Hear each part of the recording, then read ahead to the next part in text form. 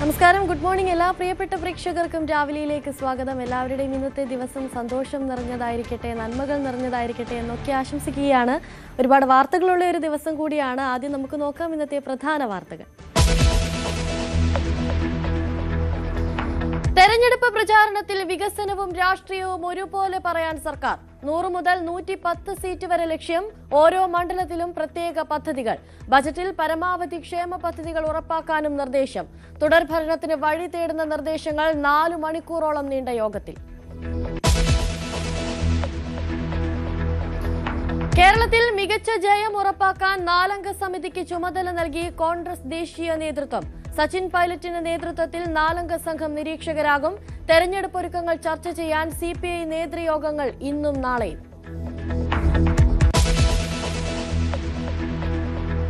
Greenland വിഷയത്തിൽ NATO രാജ്യങ്ങൾക്കെതിരെ ആഞ്ഞടിച്ച് Trump. US ഇല്ലാതെ മറ്റ് നാറ്റോ രാജ്യങ്ങൾ ഉണ്ടോ എന്ന് ചോദ്യം. യുക്രൈന് രക്ഷയായത് അമേരിക്കൻ ഇടപെടലെന്നും ട്രംപ്.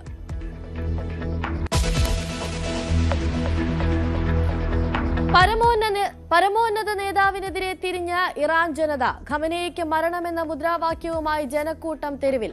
പോലീസിലെ ഒരു വിഭാഗവും പ്രക്ഷോഭകർക്കൊപ്പം. ഖമനേയിക്ക് താക്കീതുമായി US.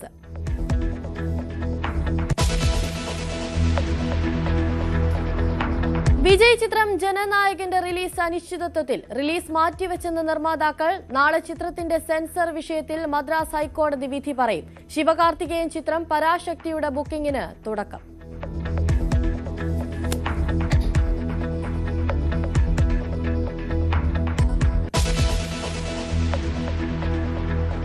വാർത്തകളിലേക്ക് വിശദമായി നമുക്ക് പോകാം. കേരളത്തിലെ നിയമസഭാ തെരഞ്ഞെടുപ്പ് വിലയിരുത്താൻ 4-അംഗ സമിതിക്ക് ചുമതല നൽകിയിരിക്കുകയാണ് AICC. Sachin Pilot, KJ George, Imran Pratap, Kanhaiya Kumar തുടങ്ങിയവരാകും നിരീക്ഷകരാവുക.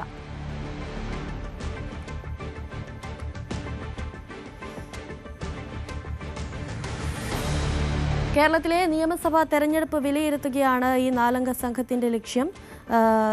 4-അംഗ സമിതിയെയാണ് നിയമിച്ചിരിക്കുന്നത് AICC. Sachin Pilot, KJ George, Imran Pratap, Kanhaiya Kumar തുടങ്ങിയവരാകും നിരീക്ഷകരാകുക എന്ന വിവരങ്ങളൊക്കെയാണ് പുറത്തു വരുന്നത്. പാർട്ടിയുടെ TN ശേഷനായി കരുതുന്ന മധുസൂദൻ മിസ്ത്രിയെ 81-ാം വയസ്സിൽ കേരളത്തിലേക്ക് വീണ്ടും നിയോഗിക്കുകയാണ് കോൺഗ്രസ് ഹൈക്കമാൻഡ്. അപ്പോൾ കോൺഗ്രസ് ഹൈക്കമാൻഡിന്റെ പ്രതീക്ഷ എന്ന് പറയുന്നത് ചെറുതായിരിക്കില്ല. രാകേഷ് ചേരുന്നുണ്ട് കൂടുതൽ വിവരങ്ങളുമായി. രാകേഷ്, കൂടുതൽ വിവരങ്ങൾ. 5 സംസ്ഥാനങ്ങളിലേക്കുള്ള നിയമസഭാ തെരഞ്ഞെടുപ്പ് കോൺഗ്രസിനെ സംബന്ധിച്ചിടത്തോളം ഏറെ നിർണായകമാണ്. ഈ സാഹചര്യത്തിലാണ് തെരഞ്ഞെടുപ്പ് അടുത്ത മാസം അവസാനത്തോടുകൂടി പ്രഖ്യാപനം വരും. കാരണം 2021 ഫെബ്രുവരി 26-ന് തെരഞ്ഞെടുപ്പ് തീയതികൾ പ്രഖ്യാപിച്ചതാണ്. അപ്പോൾ ഇനി ദിവസങ്ങൾ മാത്രമാണ് പാർട്ടിക്ക് മുന്നിലുള്ളത്. ഈ സാഹചര്യത്തിലാണ് നിരീക്ഷകരെ നിയമിച്ചുകൊണ്ടുള്ള പ്രഖ്യാപനം AICCയുടെ ഭാഗത്തുനിന്ന് ഉണ്ടായിട്ടുള്ളത്. കേരളത്തിലും ഒപ്പം തന്നെ തമിഴ്നാട്ടിലും പുതുച്ചേരിയിലും ഇതിനു പുറമെ പശ്ചിമ ബംഗാളിലും അസമിലെയും നിരീക്ഷകരെയാണ് ഇപ്പോൾ കോൺഗ്രസ് പ്രഖ്യാപിച്ചിരിക്കുന്നത്. ഇതിൽ കേരളത്തിലേക്ക് വരികയാണെങ്കിൽ സച്ചിൻ പൈലറ്റ് നയിക്കുന്ന ഒരു സംഘത്തെയാണ് ഇപ്പോൾ നിരീക്ഷകരായി ചുമതലപ്പെടുത്തിയിരിക്കുന്നത്. സച്ചിൻ പൈലറ്റ് നേരത്തെ രാജസ്ഥാന്റെ ഉപമുഖ്യമന്ത്രിയായിരുന്നു. രാജസ്ഥാൻ PCC അധ്യക്ഷനായിരുന്നു അദ്ദേഹം. ഇതിന് പുറമെ കർണാടകയിൽ നിന്നുള്ള KJ ജോർജിനെയാണ് ഈ സംഘത്തിലെ മറ്റൊരാൾ. KJ ജോർജ് നിലവിൽ സിദ്ധരാമയ്യ സർക്കാരിൽ മന്ത്രിയാണ്. അദ്ദേഹം മലയാളി കൂടിയാണ്, സീനിയർ നേതാവ് കൂടിയാണ്. അദ്ദേഹത്തെ കൂടി ഇപ്പോൾ കേരളത്തിൻ്റെ ചുമതല നിരീക്ഷകനായി നിയമിച്ചിരിക്കുകയാണ്. ഇതുകൂടാതെ 2 പേർ കൂടിയുണ്ട് കേരളത്തിലേക്കുള്ള സംഘത്തിൽ. അതിലൊന്ന് രാജ്യസഭാംഗം ഇമ്രാൻ പ്രതാപ്ഗഡിയും മറ്റൊന്ന് കനയ്യകുമാറുമാണ്. കനയ്യകുമാർ നേരത്തെ കേരളത്തിൽ പ്രചാരണത്തിന് വന്നിട്ടുള്ളത്. പ്രത്യേകിച്ച് 2016-ലാണ് കനയ്യകുമാർ ദേശീയ രാഷ്ട്രീയത്തിൽ തന്നെ ചർച്ചയാകുന്നത്. അന്ന് കനയ്യകുമാർ പട്ടാമ്പിയിലടക്കമുള്ള മണ്ഡലങ്ങളിൽ ഇടത് സ്ഥാനാർത്ഥികൾക്ക് വേണ്ടിയാണ് പ്രചാരണത്തിന് വന്നത്. അദ്ദേഹം അന്ന് ASFന്റെ നേതാവായിരുന്നു, CPI ആയിരുന്നു. ഇപ്പോൾ അദ്ദേഹം കോൺഗ്രസിൽ ചേർന്നിട്ട് അടുത്തിടെയാണ് കോൺഗ്രസിൽ ചേർന്നത്. 3 വർഷം മുമ്പാണ് അദ്ദേഹം കോൺഗ്രസിൽ ചേരുന്നത്. ഏതായാലും കനയ്യകുമാറിനെ കൂടി നിരീക്ഷകനായി കേരളത്തിലേക്ക് ചുമതലപ്പെടുത്തിയിരിക്കുകയാണ്. ഇതുകൂടാതെ തമിഴ്നാട്ടിലും പശ്ചിമ ബംഗാളിലെയും ഒപ്പം തന്നെ അസമിലെയും നിരീക്ഷകരെയാണ് നിയമിച്ചിരിക്കുന്നത്. തമിഴ്നാട്ടിൽ പുതുച്ചേരിയിലും നിരീക്ഷകരായി ചുമതല നൽകിയിരിക്കുന്നത് മുകുൾ വാസ്നിക്കാണ്. മുകുൾ വാസ്നിക്ക് നേരത്തെ കേരളത്തിൻ്റെ ചുമതലയുള്ള AICCയുടെ ജനറൽ സെക്രട്ടറി ആയിരുന്നു. ഇതിന് പുറമെ ഈ നിരീക്ഷക സംഘത്തിലുള്ളതൊന്ന് ഉത്തം കുമാർ റെഡ്ഡിയാണ്. അദ്ദേഹം തെലങ്കാനയിൽ നിന്നുള്ള മുതിർന്ന നേതാവാണ്. നിലവിൽ അവിടെ മന്ത്രിയാണ്. ഇതുകൂടാതെ കാസി മുഹമ്മദ് നിസാമുദ്ദീനും ഈ നിരീക്ഷകരായി തമിഴ്നാട്ടിലേക്കുള്ള പുതുച്ചേരിയിലേക്കുള്ള നിരീക്ഷക സംഘത്തിലുണ്ട്. ഇതിന് പുറമെ പശ്ചിമ ബംഗാളിൽ സുദീപ് റോയ് ബർമനും ഷക്കീൽ അഹമ്മദ് ഖാനും പ്രകാശ് ജോഷിക്കുമാണ് നിരീക്ഷക ചുമതല നൽകിയിരിക്കുന്നത്. അസം ഇത്തവണ കോൺഗ്രസ് തിരിച്ചു പിടിക്കാൻ കഴിയും എന്ന് വലിയ തോതിൽ പ്രതീക്ഷ വെക്കുന്ന സംസ്ഥാനമാണ്. കാരണം കോൺഗ്രസ് തുടർച്ചയായി ഭരിച്ചിരുന്ന സംസ്ഥാനം കഴിഞ്ഞ 10 വർഷമായി BJP ആണ് ഭരിക്കുന്നത്. അവിടെ ഒരു തിരിച്ചുവരവ് കോൺഗ്രസ് ആഗ്രഹിക്കുന്നുണ്ട്. അവിടെ ഛത്തീസ്ഗഡിന്റെ മുൻ മുഖ്യമന്ത്രി ഭൂപേഷ് ബഗേലിനെയാണ് ചുമതലപ്പെടുത്തിയിരിക്കുന്നത്. ഇത് കൂടാതെ കർണാടകയുടെ ഉപമുഖ്യമന്ത്രിയായി DK ശിവകുമാറും ബന്ധു തിർക്കിയും ഈ സംഘത്തിന്റെ ഭാഗമാണ്. ഏതായാലും നേരത്തെ സ്ക്രീനിംഗ് കമ്മിറ്റി അടക്കം നിയമിച്ചുകൊണ്ടുള്ള പ്രഖ്യാപനം കോൺഗ്രസിന്റെ ഭാഗത്തുണ്ടായിരുന്നു. മധുസൂദൻ മിസ്ത്രിക്കാണ് കേരളത്തിന്റെ അടക്കം ചുമതല നൽകിയിരുന്നത്. ഇതിന് പിന്നാലെയാണ് ഇപ്പോൾ നിരീക്ഷകരടക്കം ചുമതലപ്പെടുത്തിക്കൊണ്ടുള്ള AICCയുടെ പ്രഖ്യാപനം വന്നിരിക്കുന്നത്. അനുശ്രീ രാകേഷ്, അതുപോലെ തന്നെ രാകേഷ് നേരത്തെ പറഞ്ഞതുപോലെ ഈ ഇമ്രാൻ പ്രതാപ് ഗർഹി നേരത്തെ കേരളത്തിൽ പ്രവർത്തിച്ച് പരിചയമുള്ള ഒരാളാണെന്ന് പറഞ്ഞു.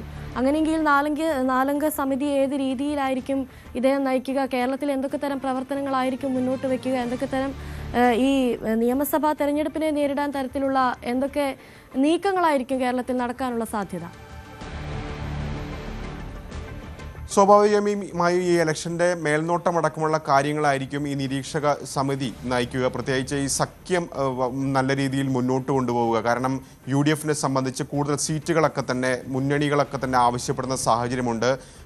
ആ സാഹചര്യത്തിൽ ഈ പ്രശ്നങ്ങളൊക്കെ തന്നെ പ്രശ്നങ്ങളില്ലാതെ മുന്നോട്ട് കൊണ്ടുപോകുക എന്ന ചുമതലയായിരിക്കും നിരീക്ഷക സമിതി പ്രധാനമായും മുന്നോട്ട് വയ്ക്കുക. സ്ക്രീനിംഗ് കമ്മിറ്റി മറ്റു ചുമതലകൾ കൂടി കൈകാര്യം ചെയ്യും. പ്രത്യേകിച്ച് സ്ഥാനാർത്ഥി നിർണ്ണയം അടക്കമുള്ള കാര്യങ്ങളും കൈകാര്യം ചെയ്യും.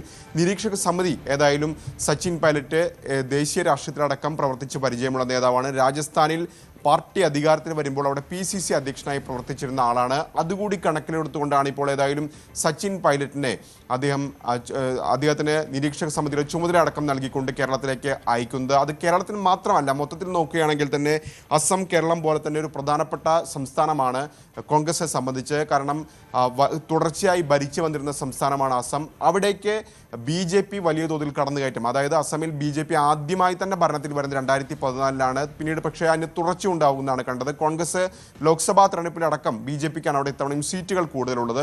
അപ്പോൾ വടക്കുകിഴക്കൻ സംസ്ഥാനങ്ങൾ തീർച്ചയായും ദേശീയ രാഷ്ട്രീയത്തിൽ കോൺഗ്രസ് ഒരു തിരിച്ചുവരവ് നടത്തണമെങ്കിൽ വടക്കുകിഴക്കൻ സംസ്ഥാനങ്ങൾ, ഒരു കാലത്ത് കോൺഗ്രസിന്റെ ശക്തി കേന്ദ്രങ്ങൾ എന്നറിയപ്പെട്ടിരുന്ന വടക്കുകിഴക്കൻ സംസ്ഥാനങ്ങൾ തിരിച്ചു വരേണ്ടതുണ്ട്. അതിൽ തന്നെ ഏറ്റവും വലിയ സംസ്ഥാനമാണ് അസം. അപ്പോൾ അസമിൽ ഒരു തിരിച്ചുവരവ് കോൺഗ്രസ് പ്രതീക്ഷിക്കുന്നുണ്ട്. ഇതുകൂടി കണക്കിലെടുത്തുകൊണ്ട് തന്നെയാണ് തീർച്ചയായും DK ശിവകുമാറിനെയും ഭൂപേഷ് ബഗേലിനെയും ഒക്കെ തന്നെ അവിടേക്ക് ചുമതല നൽകിയിരിക്കുന്നത്. അങ്ങനെ പ്രശ്നങ്ങളില്ലാതെ ഈ തെരഞ്ഞെടുപ്പ് പൂർത്തീകരിക്കുക, അവിടങ്ങളിലൊക്കെ തന്നെ അധികാരത്തിൽ കൊണ്ടുവരിക, അത് തന്നെയാണ് ഏതായാലും AICC നേതൃത്വം ഇപ്പോൾ ലക്ഷ്യം വെക്കുന്നത്. ശരി, രാകേഷാണ് കൂടുതൽ വിവരങ്ങൾ നൽകിയത്. മറ്റൊരു പ്രധാനപ്പെട്ട വാർത്തയിലേക്ക് പോകുമ്പോൾ നിയമസഭാ തെരഞ്ഞെടുപ്പ് പ്രചാരണത്തിൽ വികസനവും രാഷ്ട്രീയവും ഒരുപോലെ പറയാൻ സർക്കാർ. മുഖ്യമന്ത്രി വിളിച്ച മന്ത്രിമാരുടെ യോഗത്തിലാണ് തീരുമാനം. പ്രചാരണ രംഗത്ത് മതനിരപേക്ഷ നിലപാട് ഉയർത്തിപ്പിടിക്കും. BJP ഡീലെന്ന ആക്ഷേപത്തിന് മറുപടി പറയുകയാണ് ഈ ലക്ഷ്യം. പ്രചാരണത്തിന് AI സാങ്കേതിക വിദ്യ പരമാവധി പ്രയോജനപ്പെടുത്തും. സീറ്റ് വരെ ലക്ഷ്യമിട്ട് തെരഞ്ഞെടുപ്പിനൊരുങ്ങാനും മന്ത്രിമാർക്ക് മുഖ്യമന്ത്രി നിർദ്ദേശം നൽകിയിരുന്നു. VV അരുൺ ചേരുന്നുണ്ട് കൂടുതൽ വിവരങ്ങളുമായി. അരുൺ, എന്തൊക്കെയായിരിക്കും സർക്കാരിന്റെ കൂടുതൽ തന്ത്രങ്ങൾ? എന്തൊക്കെയാണ് മുഖ്യമന്ത്രി ഇന്നലത്തെ യോഗത്തിൽ പറഞ്ഞത്?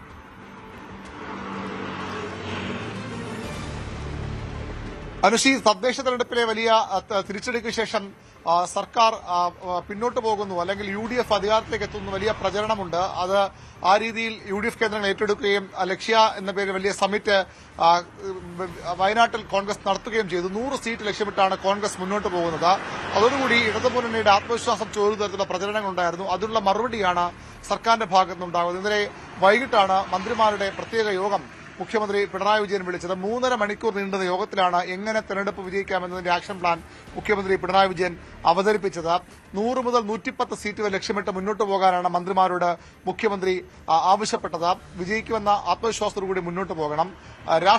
വികസനം പറഞ്ഞു തന്നെ മുന്നോട്ട് പോകും. വികസനം ഊന്നി പറഞ്ഞു തന്നെ മുന്നോട്ട് പോകണം. വികസനം തന്നെയാകണം പ്രധാനപ്പെട്ട പ്രചരണ അജണ്ട. സർക്കാർ ഇതുവരെ ചെയ്ത കാര്യങ്ങൾ, ഇനി ചെയ്യാൻ ഉദ്ദേശിക്കുന്ന കാര്യങ്ങളൊക്കെ ജനങ്ങളോട് പറയണം. ഇടതുമുന്നണി സർക്കാർ വന്നില്ലെങ്കിൽ എന്താണ് സംഭവിക്കാൻ പോകുന്നതെന്ന് ജനങ്ങളെ ബോധ്യപ്പെടുത്തണം. UDF പഴയ ഭരണകാലത്തെ ശോചനീയ കാര്യങ്ങൾ അല്ലെങ്കിൽ മോശം അവസ്ഥകൾ ജനങ്ങളെ ചൂണ്ടിക്കാട്ടണം. അതിനൊപ്പം വികസനത്തിനൊപ്പം രാഷ്ട്രീയവും പറഞ്ഞ് മുന്നോട്ട് പോകണമെന്നാണ് മന്ത്രിമാരോട് മുഖ്യമന്ത്രി ആവശ്യപ്പെട്ടിരിക്കുന്നത്.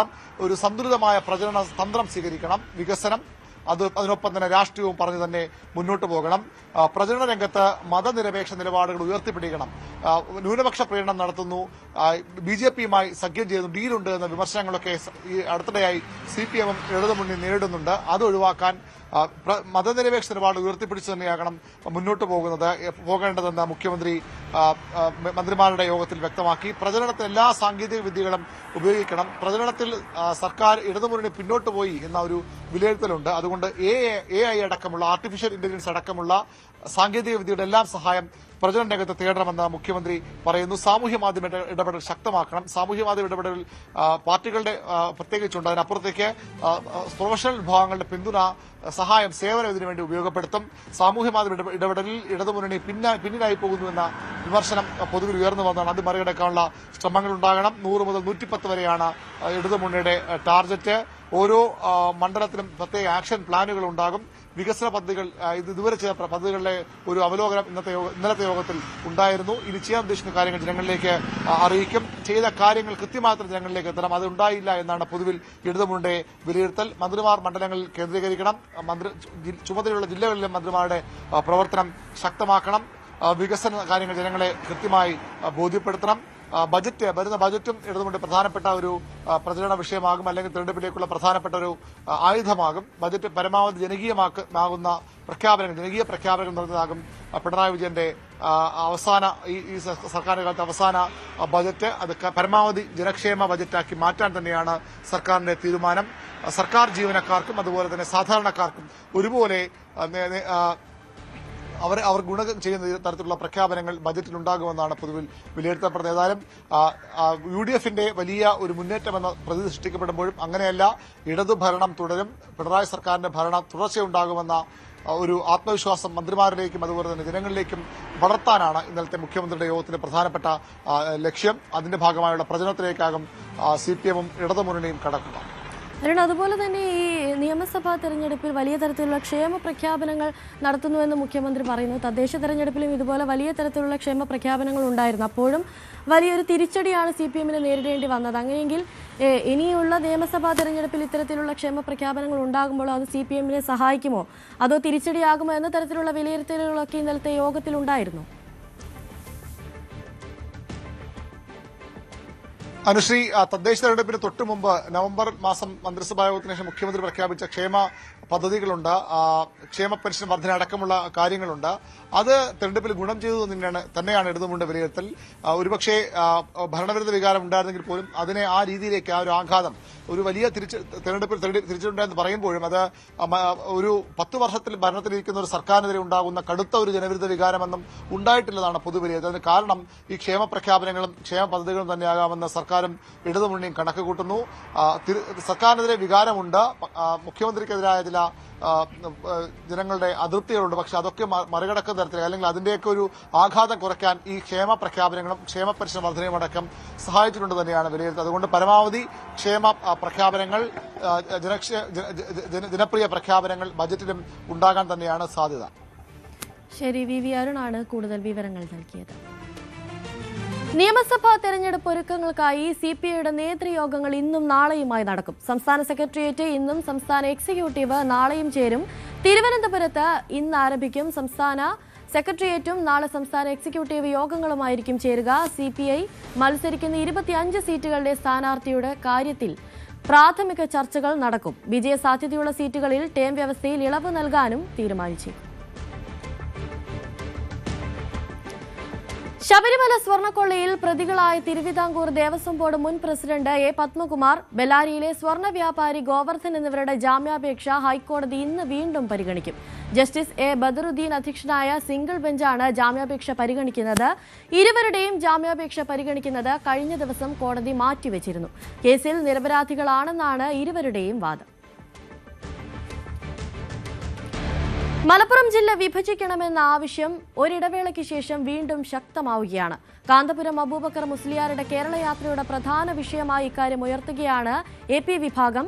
ജില്ലാ വിഭജനം റവന്യൂ സൗകര്യത്തിനാണെന്നും ഇതിനെ മതപരമായ കണ്ണിലൂടെ കാണരുതെന്നും യാത്രാ ക്യാപ്റ്റന്മാരായ ഖലീൽ ബുഖാരി തങ്ങൾ, അബ്ദുറഹ്മാൻ സഫാക്കി എന്നിവർ പറഞ്ഞു. ഇവിടെ ഞങ്ങൾക്ക് നിർബന്ധമുള്ളത് 48 ലക്ഷങ്ങൾ താമസിക്കുന്ന ജാതി മതഭേദമന്യേ സർവർക്കും ലഭിക്കേണ്ട പരിഹാരം, അതിന് കിട്ടേണ്ട അവകാശം പരിഹരിക്കപ്പെടണം എന്നാണ്. അത് ഏത് രൂപത്തിലായാലും ശരി. ഞങ്ങൾ കാണുന്ന മഹാഭൂരിഭാഗം ആളുകൾ അഭിപ്രായപ്പെടുന്നത് അതിനുള്ള പരിഹാര മാർഗ്ഗമാണ്. അത് മലപ്പുറം ജില്ല എന്ന് മാത്രമല്ല, എറണാകുളം ജില്ല പോലുള്ള കേരളത്തിലെ 5 കൊല്ലം ഏറ്റവും അവസാനം കാസർഗോഡ് വയനാടിൻ്റെ ശേഷം 5 പതിറ്റാണ്ടായി കേരളത്തിലൊരു ജില്ല പുനർവിഭജനം നടന്നിട്ടില്ല. മറ്റ് സ്റ്റേറ്റുകളിലൊക്കെ ജില്ലാ വിഭജനങ്ങൾ വളരെ കൂടുതൽ നടക്കുന്നു. SNDP അപേക്ഷ കൊടുത്തിട്ട് അർഹതയുള്ളത് കൊടുത്തില്ല എങ്കിൽ സർക്കാർ അത് കൊടുക്കണമെന്നാണ് അഭിപ്രായമെന്ന് AP വിഭാഗം. മലപ്പുറത്ത് ഒരു എയ്ഡഡ് സ്കൂൾ പോലും ഇല്ലാത്തവരാണ് AP വിഭാഗം. സർക്കാർ ഇക്കാര്യത്തിൽ ധവളപത്രം ഇറക്കണമെന്നും നേതാക്കൾ ആവശ്യപ്പെട്ടു. അദ്ദേഹം പറഞ്ഞത് SNDPക്ക് ഒരു സ്ഥാപനം മലപ്പുറം ജില്ലയിൽ ഇല്ല എന്നാണ് പറഞ്ഞത്. അങ്ങനെ അദ്ദേഹം സമർപ്പിച്ചിട്ടുണ്ടെങ്കിൽ, അതിന് അർഹതയുണ്ടെങ്കിൽ ഫാസ്റ്റ് ട്രാക്കിലൂടെ അത് അനുവദിച്ച് കൊടുക്കണം എന്നാണ് ഞങ്ങൾക്ക് പറയുന്നത്. ഞങ്ങളുടെ വിഭാഗത്തിന് വേണ്ടി മാത്രം ഞങ്ങൾ മനുഷ്യർക്കൊപ്പാണ്, ഞങ്ങളെല്ലാവരെയും പരിഗണിക്കണമെന്നുള്ള അഭിപ്രായമാണ്. ഞങ്ങൾ പറഞ്ഞിട്ടുണ്ട് ധവളപത്രം ഇറക്കണം. ഞങ്ങൾക്ക് അർഹമായി വല്ലതും കിട്ടിയെങ്കിൽ, അനർഹമായി കിട്ടിയെങ്കിൽ ഞങ്ങൾക്ക് അർഹമായത് ഇനിയും കിട്ടിയിട്ടില്ല. പ്രത്യേകിച്ച് ഈ പ്രസ്ഥാനത്തിന് ഒരൊറ്റ എയ്ഡഡ് സ്കൂൾ പോലും മലപ്പുറം ജില്ലയിൽ ഇല്ല എന്നത് ഞങ്ങളുടെ പ്രസ്ഥാനത്തിന്. അപ്പോഴാണ് ഞങ്ങൾക്കൊന്ന് ധവളപത്രം ഇറക്കാൻ വേണ്ടി ആവശ്യപ്പെട്ടതും. എന്നിട്ട് എത്ര കിട്ടി എത്ര കിട്ടിയില്ല എന്നത് ഞങ്ങൾ ഒരു വിഭാഗത്തിന് തരണമെന്നല്ല ഞങ്ങൾ പറയുന്നത്. ഞങ്ങൾക്ക് ഇനിയും പറയാനുള്ളത്, ആ വിഭാഗത്തിന് അർഹപ്പെട്ടിട്ട് മലപ്പുറം ജില്ലയിൽ കിട്ടിയിട്ടില്ലെങ്കിൽ, കൊടുത്തിട്ടുണ്ടെങ്കിൽ വേഗം അത് കൊടുക്കണം എന്നാണ് ഞങ്ങൾക്ക് പറയാനുള്ളത്. വയനാട്ടിൽ നടന്ന ലക്ഷ്യ ക്യാമ്പിൽ കാസർഗോഡ് ജില്ലയിലെ 3 മണ്ഡലങ്ങൾ നേടാനാകുമെന്ന വിലയിരുത്തൽ പ്രാവർത്തികമാക്കാനുള്ള ഒരുക്കത്തിലാണ് കോൺഗ്രസ്. മഞ്ചേശ്വരത്തിനും കാസർഗോഡിനും പുറമെ ഉദുമ മണ്ഡലത്തിൽ കൂടി ഇത്തവണ വിജയിക്കാനാകുമെന്നാണ് ക്യാമ്പിലെ വിലയിരുത്തൽ. BJPയുടെ A ക്ലാസ് മണ്ഡലങ്ങളിൽ ഒന്നായ മഞ്ചേശ്വരത്ത് ഇക്കുറി ഭൂരിപക്ഷം വർദ്ധിപ്പിക്കാനാകുമെന്ന് DCC president PK Faisal news 18നോട് പറഞ്ഞു. വിജയ സാധ്യതയുള്ള സ്ഥാനാർത്ഥികളെയായിരിക്കും പരിഗണിക്കുകയെന്നും PK ഫൈസൽ വ്യക്തമാക്കി. തദ്ദേശ തെരഞ്ഞെടുപ്പിലുണ്ടാക്കാനായ വലിയ നേട്ടം ഇത്തവണ നിയമസഭയിൽ ഗുണമാകുമെന്നാണ് UDF കരുതുന്നത്. കാസർഗോഡ് ജില്ലയെ സംബന്ധിച്ചിടത്തോളം നിലവിൽ മഞ്ചേശ്വരവും കാസർഗോഡുമാണ് UDFിൻ്റെ കയ്യിലുള്ളത്. ഇത്തവണ കൂടുതൽ മണ്ഡലങ്ങൾ കേന്ദ്രീകരിച്ച് പ്രവർത്തനം നടത്തി കൂടുതൽ മണ്ഡലം പിടിച്ചെടുക്കാനാണ് UDF ലക്ഷ്യമിടുന്നത്. നമ്മോടൊപ്പം DCC പ്രസിഡന്റ് PK ഫൈസൽ തന്നെ ചേരുന്നു. എന്തായാലും സംസ്ഥാനത്ത് വലിയ വിജയമുണ്ടാക്കാൻ സാധിച്ചു. പ്രത്യേകിച്ച് കാസർഗോഡ് ജില്ലയിലേക്ക് വരുമ്പോൾ ഇത്തവണ ഉദുമ കൂടി പിടിച്ചെടുക്കുമെന്നാണ് പറയുന്നത്. എങ്ങനെയാണ് നിയമസഭാ തെരഞ്ഞെടുപ്പിലൊരു പ്രവർത്തനം, എങ്ങനെയാണ് പ്രതീക്ഷ? തദ്ദേശ സ്വയംഭരണ തെരഞ്ഞെടുപ്പിൽ കാസർഗോഡ് ജില്ലക്കകത്ത് UDFിനെ സംബന്ധിച്ചിടത്തോളം തിളക്കമാർന്ന വിജയമാണ് കിട്ടിയിട്ടുള്ളത്.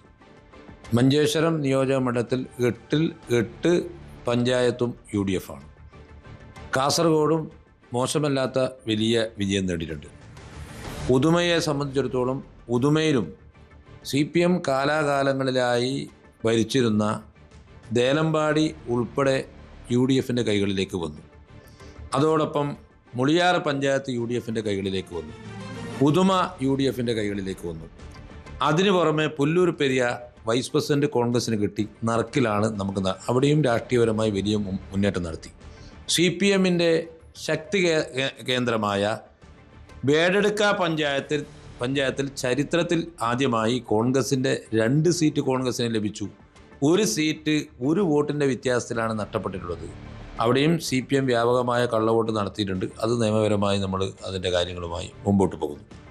ഒരു തർക്കവും വേണ്ട, ഈ തെരഞ്ഞെടുപ്പിൽ ഉദുമയിൽ UDF വിജയിക്കുന്നതിന് വേണ്ടിയുള്ള എല്ലാ മുന്നൊരുക്ക പ്രവർത്തനങ്ങളുമായി UDFും കോൺഗ്രസും മുമ്പോട്ട് പോകുന്നു. വിന്നിംഗ് കാൻഡിഡേറ്റിനെ അവിടെ മത്സരിപ്പിച്ചുകൊണ്ട് എന്തായാലും ഈ തെരഞ്ഞെടുപ്പിൽ വരാൻ പോകുന്ന നിയമസഭാ തെരഞ്ഞെടുപ്പിൽ ഉദുമ നിയോജക മണ്ഡലം UDFിൻ്റെ കൈകളിൽ എത്തിക്കുന്ന വലിയ പ്രവർത്തനങ്ങൾക്കാണ് കോൺഗ്രസും UDFും നേതൃത്വം നൽകുന്നത്. ക്യാമ്പിൽ പറയുന്നത് ഉദുമ പ്രത്യേകിച്ച് പറയുന്നത് 3 മണ്ഡലമാണ് പറയുന്നത് പ്രധാനമായും. എന്താണ് അനുകൂല ഘടകം എന്ന് കരുതുന്നത് ഉദുമയിൽ പ്രത്യേകിച്ച്? ഉദുമയെ സംബന്ധിച്ചിടത്തോളം നമുക്കറിയാം, ഉദുമ എന്ന് പറയുന്നത് വോട്ടിംഗ് പാറ്റേൺ മനസ്സിലാക്കുന്നുണ്ടെങ്കിൽ UDFിന് അനുകൂലമാണ്. പക്ഷെ കാലാകാലങ്ങളിലായി CPMൻ്റെ ശക്തി കേന്ദ്രങ്ങളിൽ കള്ളവോട്ടുകൾ ചെയ്താണ് പലപ്പോഴായി അവിടെ 90-95% അവരുടെ ശക്തി കേന്ദ്രങ്ങളിൽ അവർ പോളിംഗ് ശതമാനം ഉയർത്തുന്നു. പക്ഷേ പുതിയ രാഷ്ട്രീയ സാഹചര്യത്തിൽ SIR-ൻ്റെ വോട്ടർ പട്ടികയുമായി ബന്ധപ്പെട്ടുകൊണ്ട് അതിൽ വലിയ മാറ്റം വരാൻ ഇരട്ട വോട്ടുകളെല്ലാം ആ വോട്ടർ പട്ടികയിൽ നിന്ന് പോകാനുള്ള സാധ്യത പൂർണ്ണമായുണ്ട്. മാത്രമല്ല ഒരു സാധ്യത എന്ന് പറയുന്നത് പഞ്ചായത്ത് തെരഞ്ഞെടുപ്പിൽ UDF-നുണ്ടായ ഉദുമ നിയോജകമണ്ഡലത്തിലുണ്ടായ ഒരു മേൽക്കൈ നിയമസഭാ തെരഞ്ഞെടുപ്പിലും പ്രതിഫലിക്കും എന്നുള്ള കാര്യത്തിൽ ഒരു തർക്കമില്ല.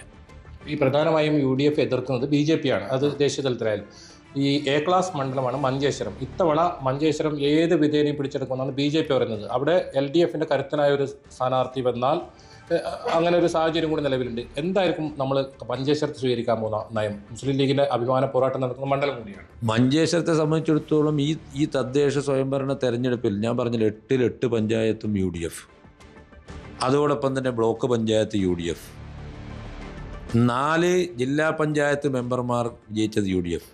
നമുക്കറിയാം പുത്തിക ഡിവിഷൻ എന്ന് പറയുന്നത് BJP-യുടെ ശക്തി കേന്ദ്രമായ പുത്തിക ജില്ലാ പഞ്ചായത്ത് ഡിവിഷൻ UDF-ൻ്റെ സ്ഥാനാർത്ഥി ജില്ലാ കോൺഗ്രസ് കമ്മിറ്റിയുടെ ജനറൽ സെക്രട്ടറി സോമശേഖര ശേണി അട്ടിമറി വിജയമാണ് അവിടെ നേടിയിട്ടുള്ളത്. അതോടുകൂടി മഞ്ചേശ്വരം UDF-ൻ്റെ സമ്പൂർണ്ണ ആധിപത്യ. ഈ തെരഞ്ഞെടുപ്പിലെ കണക്കനുസരിച്ച് മഞ്ചേശ്വരം 21,000 വോട്ടിൻ്റെ ഭൂരിപക്ഷം ഈ തെരഞ്ഞെടുപ്പിൽ എവിടെയുണ്ട്? മഞ്ചേശ്വരത്തുണ്ട്. മഞ്ചേശ്വരത്തെ സംബന്ധിച്ചിടത്തോളം UDF-ന് അനായാസം വിജയിക്കുന്ന ഒരു നിയോജക മണ്ഡലമായി മഞ്ചേശ്വരം മാറി എന്നാണ് UDF-ൻ്റെ വിലയിരുത്തൽ. സ്ഥാനാർത്ഥി നിർണയം വലിയ തലവേദനയാണ്. വലിയ തമ്മിൽ പ്രശ്നങ്ങൾ ഉണ്ടാകാറുണ്ട്. ഇത്തവണ നിയമസഭാ തെരഞ്ഞെടുപ്പിൽ കൃത്യമായ സ്ഥാനാർത്ഥികളുണ്ടോ? അങ്ങനെ ഏതെങ്കിലും സ്ഥാനാർത്ഥികളെ കണ്ടിട്ടുണ്ടോ?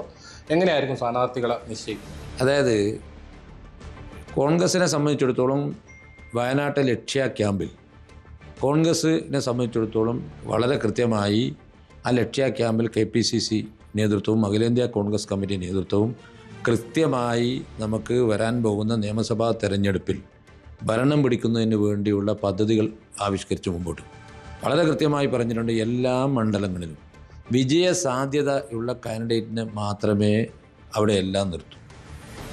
അത് തന്നെയാണ് കൃത്യമായി ഓരോ മണ്ഡലത്തിലെയും കോൺഗ്രസ് മത്സരിക്കുന്ന മണ്ഡലങ്ങളിൽ വളരെ കൃത്യമായി വിന്നിംഗ് കാൻഡിഡേറ്റിനെ തിരഞ്ഞെടുത്തുകൊണ്ട് മാത്രമാണ് KPCC-യും AICC-യും സ്ഥാനാർത്ഥിയെ പ്രഖ്യാപിക്കുക. എന്തായാലും വിജയ സാധ്യതയുള്ള സ്ഥാനാർത്ഥികളെ നിർത്തി ഇത്തവണ കൂടുതൽ മണ്ഡലങ്ങൾ പിടിച്ചെടുക്കാനാണ് UDF ലക്ഷ്യമിടുന്നത്. അത്തരത്തിലുള്ള പ്രവർത്തനങ്ങളുമായാണ് അവർ മുന്നോട്ട് പോകുന്നത്. KB Baiju, news 18, Kasaragod. പ്രശസ്ത പരിസ്ഥിതി ശാസ്ത്രജ്ഞനായ മാധവ് ഗാഡ്ഗിൽ അന്തരിച്ചു എന്നുള്ള വിവരങ്ങളാണ് ഇപ്പോൾ പുറത്തു വരുന്നത്. പൂനെയിലെ ആശുപത്രിയിലായിരുന്നു അന്ത്യം. 83 വയസ്സായിരുന്നു. കൂടുതൽ വിവരങ്ങളുമായി രാകേഷ് ചേരുന്നുണ്ട്. രാകേഷ്, എപ്പോഴായിരുന്നു അന്ത്യം സംഭവിച്ചത്? സംസ്കാരം എപ്പോഴായിരിക്കും എന്ന തരത്തിലുള്ള വിവരങ്ങളൊക്കെ ലഭിക്കുന്നുണ്ടോ? പ്രമുഖ പരിസ്ഥിതി ശാസ്ത്രജ്ഞൻ മാധവ് ഗാഡ്ഗിൽ അന്തരിച്ചു. അദ്ദേഹത്തിന് 83 വയസ്സായിരുന്നു. പൂനെയിലെ വസതിയിൽ ആയിരുന്നു അന്ത്യം. ഇന്നലെ രാത്രിയാണ് അന്ത്യം സംഭവിച്ചത്. അദ്ദേഹത്തിൻ്റെ മകൻ തന്നെയാണ് ഇക്കാര്യം സ്ഥിരീകരിച്ചിട്ടുള്ളത്. ഇന്നലെ രാത്രി മരണം സ്ഥിരീകരിച്ചു. മരണം സംഭവിച്ചു എന്നാണ് അദ്ദേഹത്തിൻ്റെ മകൻ സിദ്ധാർത്ഥ ഗാഡ്ഗിൽ തന്നെയാണ് ഇപ്പോൾ ഇക്കാര്യം അറിയിച്ചിരിക്കുന്നത്. തീർച്ചയായും ഇന്ത്യയിലെ പരിസ്ഥിതി സംരക്ഷണത്തിന് മുഖ്യ പങ്ക് വഹിച്ച അല്ലെങ്കിൽ ജനങ്ങളെ നിരന്തരം ഓർമ്മപ്പെടുത്തിയ വ്യക്തിയാണ് മാധവ് ഗാഡ്ഗിൽ എന്ന കാര്യത്തിൽ സംശയമില്ല. പ്രത്യേകിച്ച് പശ്ചിമഘട്ടത്തെക്കുറിച്ച് അദ്ദേഹത്തിൻ്റെ ശ്രദ്ധേയമായ പ്രവർത്തനങ്ങൾ, ഒപ്പം പശ്ചിമഘട്ടത്തിൽ നടക്കുന്ന നിർമ്മിതികളൊക്കെ തന്നെ അത് ഏത് തരത്തിൽ ബാധിക്കുമെന്ന് പലപ്പോഴായി പല ഘട്ടങ്ങളിലായി നമ്മളെയൊക്കെ തന്നെ ഓർമ്മപ്പെടുത്തിയതാണ് മാധവ് ഗാഡ്ഗിൽ. പ്രത്യേകിച്ച് അദ്ദേഹം വിദേശത്താണ് അദ്ദേഹത്തിൻ്റെ പഠനമൊക്കെ തന്നെ പൂർത്തിയായത്. പിന്നീട് ഏതാണ്ട് 30 വർഷത്തോളം ഇന്ത്യൻ ഇൻസ്റ്റിറ്റ്യൂട്ട് ഓഫ് സയൻസിൽ സേവനമനുഷ്ഠിച്ചു. അപ്പോൾ പോലും പരിസ്ഥിതിക്കായി പ്രത്യേക ചെയറുകളൊക്കെ തന്നെ സ്ഥാപിച്ചുകൊണ്ട് അത്തരത്തിൽ ശ്രദ്ധേയമായ പ്രവർത്തനങ്ങൾ അദ്ദേഹത്തിൻ്റെ ഭാഗത്തുനിന്നുണ്ടായി. നമ്മൾ കേരളം ഏറ്റവും കൂടുതൽ മാധവ് ഗാഡ്ഗിൽ എന്ന പേര് ചർച്ച ചെയ്യപ്പെട്ടത് പ്രത്യേകിച്ച് കഴിഞ്ഞൊരു 15 വർഷത്തെ കാലയളവിലായിരിക്കും എന്ന കാര്യത്തിൽ സംശയമില്ല. പ്രത്യേകിച്ച് 2011 പശ്ചിമഘട്ട സംരക്ഷണവുമായി ബന്ധപ്പെട്ടുകൊണ്ട് അദ്ദേഹത്തിൻ്റെ റിപ്പോർട്ട് വലിയ തോതിൽ കേരളത്തിലടക്കം ചർച്ചയായിട്ടുണ്ട്. പിന്നീട് അത് രാഷ്ട്രീയ വിഷയമായി മാറിയിട്ടുണ്ട്. പക്ഷേ ആ റിപ്പോർട്ട് ഇപ്പോഴും നടപ്പായിട്ടില്ല എന്നുള്ളതാണ് യാഥാർത്ഥ്യം. തീർച്ചയായും പരിസ്ഥിതി അടിത്തട്ടിലേക്ക് പരിസ്ഥിതി സംരക്ഷണം അത് ഏത് നിലയിലാകണം എന്ന് പലപ്പോഴായി പല ഘട്ടങ്ങളിലായി അദ്ദേഹം ഓർമ്മപ്പെടുത്തിയിട്ടുണ്ട് എന്ന കാര്യത്തിൽ സംശയമില്ല. അതൊരു രാഷ്ട്രീയ അജണ്ടയായി അല്ലെങ്കിൽ രാഷ്ട്രീയ പാർട്ടികൾക്ക് മുമ്പിൽ അതൊരു വിഷയമായി കൊണ്ടുവരുന്നതൊക്കെ തന്നെ മാധവ് ഗാഡ്ഗിൽ എന്ന് പറയുന്ന ശാസ്ത്രജ്ഞൻ വഹിച്ച പങ്ക് ശ്രദ്ധേയമാണ്. പലപ്പോഴും ഈ സമീപകാലത്ത് പോലും നമ്മൾ ഓർമ്മിച്ചിട്ടുണ്ട് മാധവ് ഗാഡ്ഗിലിൻ്റെ പേര്. പ്രത്യേകിച്ച് 2018 കേരളം വലിയ പ്രളയത്തിൽ അകപ്പെടുന്നു. നൂറ്റാണ്ടുകളുടെ പ്രളയം എന്ന് വിശേഷിക്കപ്പെടുന്ന പ്രളയം വന്നപ്പോൾ നമ്മൾ മാധവ് ഗാഡ്ഗിൽ നേരത്തെ മുൻപ് പറഞ്ഞ വാക്കുകൾ പലപ്പോഴും ഓർമ്മിച്ചെടുത്താണ്. അതിനുശേഷം പുത്തുമലയിലും ഒപ്പം തന്നെ വയനാട്ടിലുമൊക്കെ തന്നെ കഴിഞ്ഞ വർഷം വലിയ ദുരന്തങ്ങൾ സംഭവിക്കുമ്പോഴും മാധവ് ഗാഡ്ഗിൽ പറഞ്ഞ പേര് അല്ലെങ്കിൽ മാധവ് ഗാഡ്ഗിൽ എന്ന പേര് ചർച്ചയാവുകയും ചെയ്തു. തീർച്ചയായും ഇന്ത്യയെ സംബന്ധിച്ച് പരിസ്ഥിതി സംരക്ഷണത്തിന് അദ്ദേഹത്തിന് വഹിച്ച പങ്ക് എടുത്തു പറയേണ്ടതാണ് എന്ന കാര്യത്തിൽ സംശയമില്ല. പലപ്പോഴായി അദ്ദേഹം അടിത്തട്ടിലേക്കുള്ള പരിസ്ഥിതി സംരക്ഷണത്തിന് അടിത്തട്ടിലേക്കുള്ള സമീപനം ആവർത്തിച്ച് പറയുകയും ചെയ്തു. അതിൽ തന്നെ പശ്ചിമഘട്ട സംരക്ഷണം എന്നും പ്രധാനമായി അദ്ദേഹം എടുത്തു പറഞ്ഞിരുന്ന കാര്യമാണ്. അത്തരത്തിൽ പരിസ്ഥിതി സംരക്ഷണത്തിന് ഊന്നൽ നൽകിയ ഒരു ശാസ്ത്രജ്ഞന്റെ വിയോഗമാണ് ഇപ്പോൾ സംഭവിച്ചിരിക്കുന്നത്. 83 വയസ്സായിരുന്നു അദ്ദേഹത്തിന്. പൂനെയിലെ വസതിയിലായിരുന്നു അദ്ദേഹത്തിന്റെ ഇപ്പോൾ അന്ത്യം സംഭവിച്ചിരിക്കുന്നത്. രാകേഷ്, അതുപോലെ തന്നെ പശ്ചിമഘട്ടത്തിനായി ഒരുപാട് വാദിച്ച ഒരാൾ, കേരളത്തിനായി പോലും ഒരുപാട്, കേരളത്തിൻ്റെ പരിസ്ഥിതി സംരക്ഷണത്തിനായി ഒരുപാട് വാദിച്ച ഒരാൾ കൂടിയാണ് ഗാഡ്ഗിൽ എന്ന് പറയുന്നത്. അങ്ങനെ ഒരാൾ വിട പറയുമ്പോൾ ഇനി ഇതിനു വേണ്ടിയൊക്കെ ഒരു വാദം ഉന്നയിക്കാൻ ഇനി ആര് എന്നൊരു ചോദ്യം അവിടെ ഉയരുകയല്ലേ?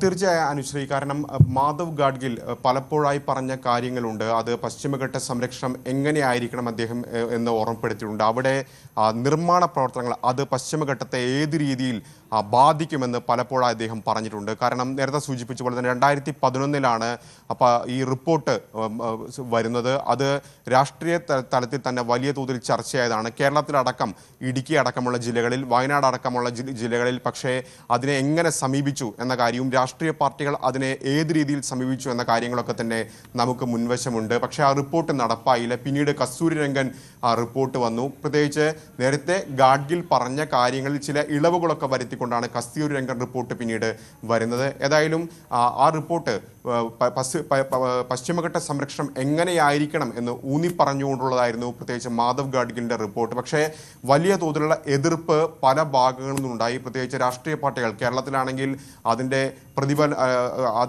അത് ഏത് രീതിയിൽ രാഷ്ട്രീയ പാർട്ടികൾ കൈകാര്യം ചെയ്തു. പിന്നീടുള്ള തെരഞ്ഞെടുപ്പുകളിലൊക്കെ തന്നെ അത് വലിയ രാഷ്ട്രീയ വിഷയമായി പശ്ചിമഘട്ടം മാറുന്നതും മാധവ് ഗാഡ്ഗിൽ റിപ്പോർട്ട് മാറുന്നതൊക്കെ തന്നെ രാഷ്ട്രീയ കേരളം കണ്ടതാണ്. തീർച്ചയായും പക്ഷേ അതിനുശേഷം കേരളത്തിൽ ഉണ്ടായിട്ടുള്ള പല സംഭവങ്ങളും അദ്ദേഹം നേരത്തെ പറഞ്ഞ കാര്യങ്ങൾ ശരിയാണ് എന്ന് പലപ്പോഴും ചർച്ചയായി. ഏറ്റവും ഒടുവിൽ വയനാട് ദുരന്തമുണ്ടായപ്പോഴൊക്കെ തന്നെ അദ്ദേഹത്തിൻ്റെ പ്രതികരണങ്ങൾ മാധ്യമങ്ങൾ എടുത്തതുമാണ്. അന്നൊക്കെ തന്നെ താൻ നേരത്തെ ഇക്കാര്യങ്ങൾ സൂചിപ്പിച്ചതാണ്. അതിന് നൂറ്റാണ്ടുകളൊന്നും തന്നെ വേണ്ടിവരില്ല. നമുക്ക് മുമ്പിൽ തന്നെ വലിയ വിപത്തുണ്ട്. പശ്ചിമഘട്ടത്തെ നമ്മൾ വേണ്ട വിധം കൈകാര്യം ചെയ്തില്ലെങ്കിൽ എന്ന കാര്യങ്ങളൊക്കെ തന്നെ അദ്ദേഹം ഊന്നി പറയുകയും ചെയ്തതാണ്. അത്തരത്തിൽ പരിസ്ഥിതി സംരക്ഷണത്തിന് എന്നും നിലകൊണ്ട, അതിനുവേണ്ടി നിരന്തരം വാദിച്ചിരുന്ന, ജനങ്ങളെ ഓർമ്മിപ്പിച്ചിരുന്ന ഒരു ശാസ്ത്രജ്ഞന്റെ വിയോഗം ആണ് ഇപ്പോൾ സംഭവിച്ചിരിക്കുന്നത്. കാരണം അദ്ദേഹം ഏറെ നാളായി അദ്ദേഹത്തിന് ആരോഗ്യ പ്രശ്നങ്ങളുണ്ടായിരുന്നു, പ്രായാധിക്യം സംബന്ധിച്ചമായ പ്രശ്നമുണ്ടായിരുന്നു. ഇന്നലെ അദ്ദേഹത്തിൻ്റെ മരണം സംഭവിച്ചു എന്നാണ് ഇപ്പോൾ ഏതായാലും മകൻ സിദ്ധാർത്ഥ ഗാഡ്ഗിൽ തന്നെ ഇപ്പോൾ അറിയിച്ചിരിക്കുന്നത്. അനുശ്രീ, രാകേഷ്, പലപ്പോഴും അദ്ദേഹത്തിൻ്റെ വാക്കുകൾ എന്ന് പറയുമ്പോൾ അത് പ്രവചന സ്വഭാവമുള്ളതായിരുന്നു. നിങ്ങൾ പ്രകൃതി ഈ രീതിയിലാണ് സമീപിക്കുന്നതെങ്കിൽ വലിയ തരത്തിലുള്ള വിപത്തുകൾ നേരിടേണ്ടി വരുമെന്നൊക്കെയുള്ള പ്രഖ്യാപനങ്ങൾ അദ്ദേഹം നടത്തിയിരുന്നു. അതുപോലൊക്കെ തന്നെ കേരളം നേരിടേണ്ടി വന്നിട്ടുമുണ്ട്. അങ്ങനെ ഒരാൾ നഷ്ടപ്പെടുമ്പോൾ ഇനി പ്രകൃതി സംരക്ഷണത്തിന് വേണ്ടി വാദിക്കാൻ, പ്രകൃതിയെ സംരക്ഷിക്കാൻ, അതിന് മുന്നിൽ നിൽക്കാൻ ഒരാളെ നമുക്ക് നഷ്ടപ്പെടുകയാണല്ലേ?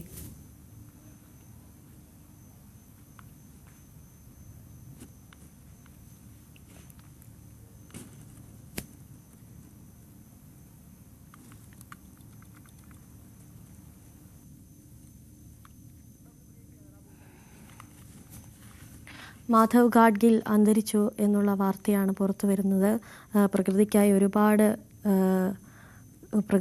ഒരുപാട് വാദങ്ങൾ ഉന്നയിച്ച, പ്രകൃതിയോടൊപ്പം നിന്ന ഒരു മനുഷ്യൻ കൂടിയാണ് നമ്മെ വിട്ടുപോകുന്നത്. പ്രമുഖ പരിസ്ഥിതി ശാസ്ത്രജ്ഞരായിരുന്നു. പൂനെയിലെ വീട്ടിൽ വെച്ചായിരുന്നു അന്ത്യം സംഭവിച്ചത്. പശ്ചിമഘട്ട സംരക്ഷണത്തിനായി പോരാടിയ ഒരാൾ കൂടിയാണ്. പത്മഭൂഷൺ നൽകി രാജ്യം ആദരിച്ചിരുന്നു. പശ്ചിമഘട്ട സംരക്ഷണത്തിനായുള്ള പോരാട്ടത്തിന് പത്മഭൂഷൺ നൽകി രാജ്യം ആദരിച്ച ഒരു വ്യക്തി കൂടിയാണ് മാധവ് ഗാഡ്ഗിൽ. സംസ്കാരം ഇന്ന് വൈകിട്ടായിരിക്കും നടക്കുക. അഡ്വക്കേറ്റ് ഹരീഷ് വാസുദേവൻ ചേരുന്നുണ്ട്. ശ്രീ ഹരീഷ് വാസുദേവൻ, നിങ്ങളുമൊക്കെയായി ഒരുപാട് ചേർന്ന് പ്രവർത്തിച്ച ഒരാൾ കൂടിയായിരിക്കും മാധവ് ഗാഡ്ഗിൽ എന്ന് പറയുന്നത്. പരിസ്ഥിതിക്കായി ഒരുപാട് വാദമുന്നയിച്ച, പരിസ്ഥിതിക്കൊപ്പം നിന്ന ഒരു വ്യക്തി കൂടിയായിരുന്നു. അദ്ദേഹത്തെ എങ്ങനെ അനുസ്മരിക്കുന്നു താങ്കൾ? ഇന്ത്യ കണ്ട, ഒരുപക്ഷെ ലോകം കണ്ട ഏറ്റവും വലിയ പരിസ്ഥിതി ശാസ്ത്രജ്ഞരിൽ ഒരാളായിരുന്നു ഡോക്ടർ മാധവ് ഗാഡ്ഗിൽ. അദ്ദേഹം ഒരു ഘട്ടത്തിൽ കേന്ദ്ര സർക്കാരിന്റെ പരിസ്ഥിതി മേഖലയിലെ ഉപദേഷ്ടാവായിട്ട് പ്രവർത്തിച്ചിട്ടുണ്ട്. ആ ഘട്ടത്തിലാണ് അദ്ദേഹം ജനങ്ങളുമായി ചേർന്നുകൊണ്ട് എങ്ങനെ പരിസ്ഥിതി സംരക്ഷണം നടപ്പാക്കാമെന്ന നിർദ്ദേശങ്ങൾ മുമ്പോട്ട് വയ്ക്കുകയും ജൈവവൈവിധ്യ നിയമം പോലെയുള്ള നിയമങ്ങൾ രാജ്യത്തിന് ഉണ്ടാവുകയും ചെയ്തത്. പക്ഷേ പശ്ചിമഘട്ട സംരക്ഷണം ഉൾപ്പെടെയുള്ള വിഷയങ്ങളിൽ അദ്ദേഹം തന്റെ ശക്തമായ നിലപാടുകൾ പറയും, പരിസ്ഥിതി സംരക്ഷണത്തിന് വേണ്ടി വാദിക്കുകയും ചെയ്തതിന്റെ പേരിൽ സർക്കാരുകളുമായി ഇടയുകയും അദ്ദേഹത്തിന് സ്ഥാനം തന്നെ നഷ്ടമാവുകയും ചെയ്തിട്ടും അദ്ദേഹത്തിന്റെ നിലപാടിൽ ഒട്ടും വെള്ളം ചേർക്കാത്ത ഒരു ശാസ്ത്രജ്ഞനാണ് അദ്ദേഹം. അത് നമുക്ക് പിന്നീട് ഉള്ള കാലം തെളിയിക്കുക കൂടി ചെയ്തിട്ടുണ്ട്. അദ്ദേഹത്തിന്റെ റിപ്പോർട്ടുകളിൽ അദ്ദേഹം ശാസ്ത്രീയമായി പേരെടുത്ത് പറഞ്ഞ പ്രദേശങ്ങളിൽ പിന്നീട് ദുരന്തങ്ങൾ ഉണ്ടാവുകയും അദ്ദേഹത്തിന്റെ മുന്നറിയിപ്പുകൾ ഏതാണ്ട് ചെറിയ വർഷങ്ങൾക്കുള്ളിൽ തന്നെ ശരിയാണ് എന്ന് പല രൂപത്തിൽ തെളിയിക്കുകയും ചെയ്ത സാഹചര്യത്തിൽ ജനങ്ങൾക്കിടയിൽ ഏറ്റവും അവസാന കാലം വരെ, ഈ അടുത്ത കാലം വരെ പോലും അദ്ദേഹം ജനങ്ങളുടെ പ്രശ്നങ്ങളിൽ, പരിസ്ഥിതി പ്രശ്നങ്ങളിൽ നേരിട്ട് ഇടപെടുകയും അതിൽ പ്രതിവിധികൾ നിർദ്ദേശിക്കുകയും ഒക്കെ ചെയ്ത ജനങ്ങൾക്കിടയിൽ പ്രവർത്തിച്ച ഒരു പരിസ്ഥിതി ശാസ്ത്രജ്ഞനാണ്. ഐക്യരാഷ്ട്രസഭ അദ്ദേഹത്തിന് ഏറ്റവും വലിയ അവാർഡ് നൽകി ആദരിക്കുകയുണ്ടായി ഈ അടുത്ത വർഷങ്ങളിൽ. പക്ഷേ അതിനേക്കാൾ ഉപരിയായി അദ്ദേഹം കണ്ടത് ജനങ്ങൾക്കിടയിലുള്ള തന്റെ പ്രവർത്തനവും അവരുടെ പ്രശ്നങ്ങൾക്ക് ശാസ്ത്രീയമായി പരിഹാരം കാണാൻ എങ്ങനെ ഏറ്റവും പുതിയ ടെക്നോളജി ഉൾപ്പെടെ ഉപയോഗിക്കാം എന്നതിനെ പറ്റിയാണ്. ഞങ്ങൾക്ക് വലിയ നഷ്ടമാണ്. കാരണം ഞങ്ങൾക്ക് ഓരോരുത്തർക്കും മാർഗദർശിയായിട്ടൊരു വ്യക്തിയായിരുന്നു. എന്റെ വ്യക്തിപരമായ ജീവിതം എടുത്താൽ കഴിഞ്ഞ 10-15 വർഷക്കാലമായി അദ്ദേഹത്തുമായി വലിയ ആത്മബന്ധം ഉണ്ടായിരുന്നു. അദ്ദേഹം ഓരോ ഘട്ടത്തിലും നമുക്ക് മാർഗനിർദ്ദേശം നൽകുകയും എങ്ങനെയാണ് പരിസ്ഥിതി സംരക്ഷണ പ്രവർത്തനങ്ങൾ മുമ്പോട്ട് പോകേണ്ടത്, മുറികളിൽ നിന്ന് എങ്ങനെയാണ് അത് ജനങ്ങൾക്കിടയിലേക്ക് ആ സന്ദേശം പോകേണ്ടത് എന്നതിനെ സംബന്ധിച്ച് അദ്ദേഹം വളരെ കർശനമായ നിലപാട്, അതിന് മുഖം നോക്കിയില്ല, അതിന് രാഷ്ട്രീയ മുഖം നോക്കിയില്ല, തന്റെ സ്ഥാനമാനങ്ങൾ നോക്കിയില്ല എന്നുള്ളതാണ് അദ്ദേഹത്തിന്റെ മഹത്വമായിട്ട് ഞാൻ കാണുന്നത്. ഹരീഷ് വാസുദേവൻ, അതുപോലെ തന്നെ അദ്ദേഹം പലപ്പോഴും നടത്തിയിട്ടുള്ള അല്ലെങ്കിൽ നമുക്ക് നൽകിയിട്ടുള്ള മുന്നറിയിപ്പുകൾ അതൊക്കെ യാഥാർത്ഥ്യമാകുന്ന കാഴ്ചകളാണ് നമ്മൾ പിന്നീട് കണ്ടത്. അത്രത്തോളം പ്രകൃതി അറിഞ്ഞ ഒരു മനുഷ്യൻ കൂടിയാണ് ഇപ്പോൾ നമ്മെ വിട്ടുപോകുന്നത്, അല്ലേ? തീർച്ചയായിട്ടും അദ്ദേഹത്തിന്റെ റിസർച്ച് കാലയളവ് മുതൽ അദ്ദേഹം ഏറ്റവും കൂടുതൽ കാട്ടിലും ജനങ്ങൾക്കിടയിലും പ്രവർത്തിച്ചുകൊണ്ടാണ് പരിസ്ഥിതി ശാസ്ത്രം പഠിച്ചത്. അദ്ദേഹം IIT-യിൽ പഠിച്ചിട്ടുണ്ട്, ഹാർവാർഡിൽ പഠിച്ചിട്ടുണ്ട്, പ്രധാനപ്പെട്ട യൂണിവേഴ്സിറ്റികളിലെല്ലാം, ലോകത്തെ പല യൂണിവേഴ്സിറ്റികളിലും പഠിച്ച ബിരുദാനന്തര ബിരുദങ്ങൾ അദ്ദേഹത്തിന്റെ കയ്യിലുണ്ട്, ഡോക്ടറേറ്റ് ഉണ്ട്. പക്ഷേ അദ്ദേഹം ഏറ്റവും കൂടുതൽ പാഠം പഠിച്ചത് ജനങ്ങൾക്കിടയിൽ പ്രവർത്തിച്ചുകൊണ്ടാണെന്ന് അദ്ദേഹം എപ്പോഴും പറയാറുണ്ട്. അതുകൊണ്ട് തന്നെയാണ് ഒരുപക്ഷെ ബാക്കിയുള്ള ശാസ്ത്രജ്ഞന്മാരെക്കാൾ കൂടുതൽ ആഴത്തിലുള്ള പരിസ്ഥിതിയെ പറ്റിയുള്ള ശാസ്ത്രീയമായ അറിവുകൾ അദ്ദേഹത്തിന് കിട്ടുന്നത്. ആ ഫീൽഡ് എക്സ്പീരിയൻസിൽ നിന്നാണ് അദ്ദേഹം പല മുന്നറിയിപ്പുകളും നൽകിയിട്ടുള്ളത്. പശ്ചിമഘട്ടത്തെ സംബന്ധിച്ചായാൽ പ്രത്യേകിച്ച് അതിന്റെ പരിസ്ഥിതി ദുർബല അവസ്ഥ പലപ്പോഴും അദ്ദേഹം പറഞ്ഞിട്ടുള്ളത് വളരെ കുറഞ്ഞ വർഷങ്ങൾക്കുള്ളിൽ തന്നെ ശരിയാണ് എന്ന് നമുക്ക് ബോധ്യം വന്നിട്ടുണ്ട്. ഇനിയും നമുക്ക് വൈകിയിട്ടില്ല എന്ന് പറഞ്ഞുകൊണ്ടാണ് കേരളത്തിലെ പ്രളയത്തിന് ശേഷം 2019-ലും 2020-ലും അദ്ദേഹം കേരളം സന്ദർശിക്കുകയും പലയിടത്തും ആളുകളോട് ഇനിയെങ്കിലും ഇത്തരത്തിലുള്ള പരിസ്ഥിതിയോടുള്ള പലതരത്തിലുള്ള തെറ്റായ സമീപനങ്ങൾ അവസാനിപ്പിക്കാൻ ആവശ്യപ്പെടുകയും ചെയ്തിട്ടുള്ളത്. അത്തരത്തിൽ അദ്ദേഹത്തിന്റെ ആഴത്തിലുള്ള അറിവ്, പരിസ്ഥിതി മേഖലയിലുള്ള അറിവ് ജനങ്ങൾക്ക് വേണ്ടി പ്രയോജനപ്പെടുത്താൻ എല്ലാ കാലത്തും അദ്ദേഹം മുൻപന്തിയിലുണ്ടായിരുന്നു. നന്ദി ശ്രീ ഹരീഷ് വാസുദേവൻ, താങ്കളുടെ ഓർമ്മകൾ പങ്കുവച്ചതിന്. രാകേഷ് തുടരുന്നുണ്ട്. രാകേഷ്, പലപ്പോഴും ഈ പ്രകൃതിക്ക് വേണ്ടി വാദിച്ചത് കൊണ്ട് തന്നെ വലിയ പല ശത്രുക്കളെയും ശത്രുതകളും നേരിടേണ്ടി വന്നിട്ടുള്ള ഒരു വ്യക്തി, പല ശത്രുക്കളും ഉണ്ടായിട്ടുള്ള ഒരു വ്യക്തി കൂടിയാണ് ഈ മാധവ് ഗാഡ്ഗിൽ എന്ന് പറയുന്നത്. പ്രകൃതിക്ക് വേണ്ടി സംസാരിച്ചു എന്നതുകൊണ്ട് മാത്രമായിരുന്നു അങ്ങനെയൊക്കെ അദ്ദേഹത്തിന് അനുഭവിക്കേണ്ടി വന്നിട്ടുണ്ടായിരുന്നത്. അങ്ങനെ ഒരാൾ വിട പറയുമ്പോൾ ഇനി പരിസ്ഥിതിയെ സംരക്ഷിക്കാൻ ആരുണ്ട് എന്നൊരു ചോദ്യം, വലിയൊരു ചോദ്യം അവിടെ നിലനിൽക്കുകയാണ്. അല്ലെങ്കിൽ ഇനിയും ഇത്തരത്തിലുള്ള മുന്നറിയിപ്പുകൾ നൽകാൻ ആരുണ്ട്? പലപ്പോഴും അദ്ദേഹം നൽകിയിട്ടുള്ള മുന്നറിയിപ്പുകളൊക്കെ യാഥാർത്ഥ്യമാകുന്ന കാഴ്ചകളൊക്കെ നമ്മൾ കണ്ടിട്ടുള്ളതാണ്. അങ്ങനെ ഒരു മനുഷ്യനാണ് വിട പറയുന്നത്, അല്ലേ? തീർച്ചയായും മനുഷ്യർ, കാരണം അദ്ദേഹം നടത്തിയിട്ടുള്ള മുന്നറിയിപ്പുകൾ, ഒപ്പം തന്നെ അദ്ദേഹം പരിസ്ഥിതിക്ക് നൽകിയ സംഭാവനകളൊക്കെ തന്നെ എടുത്തു പറയേണ്ടതാണ്. തീർച്ചയായും, കാരണം 2011-ലാണ് നമ്മൾ പറഞ്ഞ മാധവ് ഗാഡ്ഗിൽ റിപ്പോർട്ട് സമർപ്പിക്കുന്നത്. അന്ന് പക്ഷേ ആ റിപ്പോർട്ടിനെതിരെ വലിയ എതിർപ്പാണ് ഉണ്ടായത്. അനധികൃത പാറ ഖനനം, ഒപ്പം തന്നെ പരിസ്ഥിതി മേഖലയിലെ നിർമ്മാണ പ്രവർത്തനങ്ങൾ, അതൊക്കെ തന്നെ പരിസ്ഥിതിയെ വലിയ തോതിൽ ബാധിക്കും എന്ന് തന്നെയാണ് അദ്ദേഹം ആ റിപ്പോർട്ടിലൊക്കെ. തുടരുക. ബിനോയ് വിശ്വം ചേരുന്നുണ്ട് ഇപ്പോൾ നമുക്കൊപ്പം. ശ്രീ ബിനോയ് വിശ്വം, മാധവ് ഗാഡ്ഗിൽ അന്തരിച്ചിരിക്കുന്നു എന്നുള്ള ദുഃഖകരമായ വാർത്തയാണ് പുറത്തു വരുന്നത്. പ്രകൃതിക്കായി അത്രയധികം പ്രയത്നിച്ച, പ്രകൃതിയുടെ സംരക്ഷണത്തിനായി അത്രയധികം പ്രയത്നിച്ച ഒരു മനുഷ്യൻ കൂടിയാണ് ഇപ്പോൾ വിട പറയുന്നത്. എന്തൊക്കെ ഓർമ്മകളാണ് അദ്ദേഹത്തെ പറ്റി പങ്കുവെക്കാനുള്ളത്? മനുഷ്യനും പ്രകൃതിയും തമ്മിൽ ഉണ്ടാകേണ്ടുന്ന പരസ്പര ബന്ധത്തെപ്പറ്റി അഗാധമായി ചിന്തിച്ച, ആ ബന്ധം പരിപാലിക്കാനായി ആവശ്യമായ നിർദ്ദേശങ്ങളെപ്പറ്റി പഠിച്ച, സമർപ്പിച്ച ഒരു വലിയ മനുഷ്യത്വയാണ് ഇവിടെ അവതരിക്കുന്നത്. ശാസ്ത്രവും മനുഷ്യനും, പ്രകൃതിയും മനുഷ്യനും എല്ലാം തമ്മിലുള്ള ബന്ധത്തിന്റെ ഏത് വിഷയവും പഠിക്കുമ്പോൾ ഭാവി തലമുറയും ഭാവിയുമാണ് മുഖ്യമെന്ന് അദ്ദേഹം വിശ്വസിച്ചു. ഒരു തലമുറയ്ക്ക് ഈ ലോകത്തെ, ഈ ഭൂമിയെ വാസയോഗ്യമായി സൂക്ഷിക്കാൻ വേണ്ടിയുള്ള പ്രവർത്തനങ്ങളിൽ അദ്ദേഹം ചില പ്രത്യേക മേഖലകളുടെ പ്രാധാന്യത്തെപ്പറ്റി ഇന്ത്യയെ പഠിപ്പിക്കാൻ ശ്രമിച്ചിട്ടുണ്ട്. അങ്ങനെ നോക്കുമ്പോൾ പ്രധാനപ്പെട്ട ഒരു മേഖലയാണ് പശ്ചിമഘട്ടം. 6 സംസ്ഥാനങ്ങളെ ഒരുമിച്ച് സ്പർശിച്ചു കിടക്കുന്ന ഈ പശ്ചിമഘട്ട മേഖല, ആ മേഖലയുടെ പരിസ്ഥിതി പ്രാധാന്യം അതീവ ഗൗരവത്തോടെ പഠിച്ച സയന്റിസ്റ്റ് ആയിരുന്നു അദ്ദേഹം. ആ പഠന ഫലമായിട്ട് അദ്ദേഹം പറഞ്ഞത്, ചില പ്രത്യേക മേഖലകൾക്ക് പ്രത്യേക അവസ്ഥകളുണ്ട്. അതിന്റെ ശക്തി ദൗർബല്യങ്ങളെ പറ്റിയുള്ള ചിന്ത മനുഷ്യന് വേണം. വികസനം എന്ന വാക്ക് പറഞ്ഞുകൊണ്ട് എല്ലായിടത്തും കയറി കണ്ണും മൂക്കുമില്ലാതെ എന്തും ചെയ്താൽ തൽക്കാലത്തേക്ക് കുറച്ച് പണമുണ്ടാക്കാൻ പറ്റിയേക്കും. പക്ഷെ ആ പണം ശാശ്വതമല്ല, ആ ലാഭം നിലനിൽക്കില്ല. കുറെ കഴിയുമ്പോഴേക്കും പ്രകൃതി പകരം വീട്ടുമെന്നാണ് അദ്ദേഹം പറഞ്ഞത്.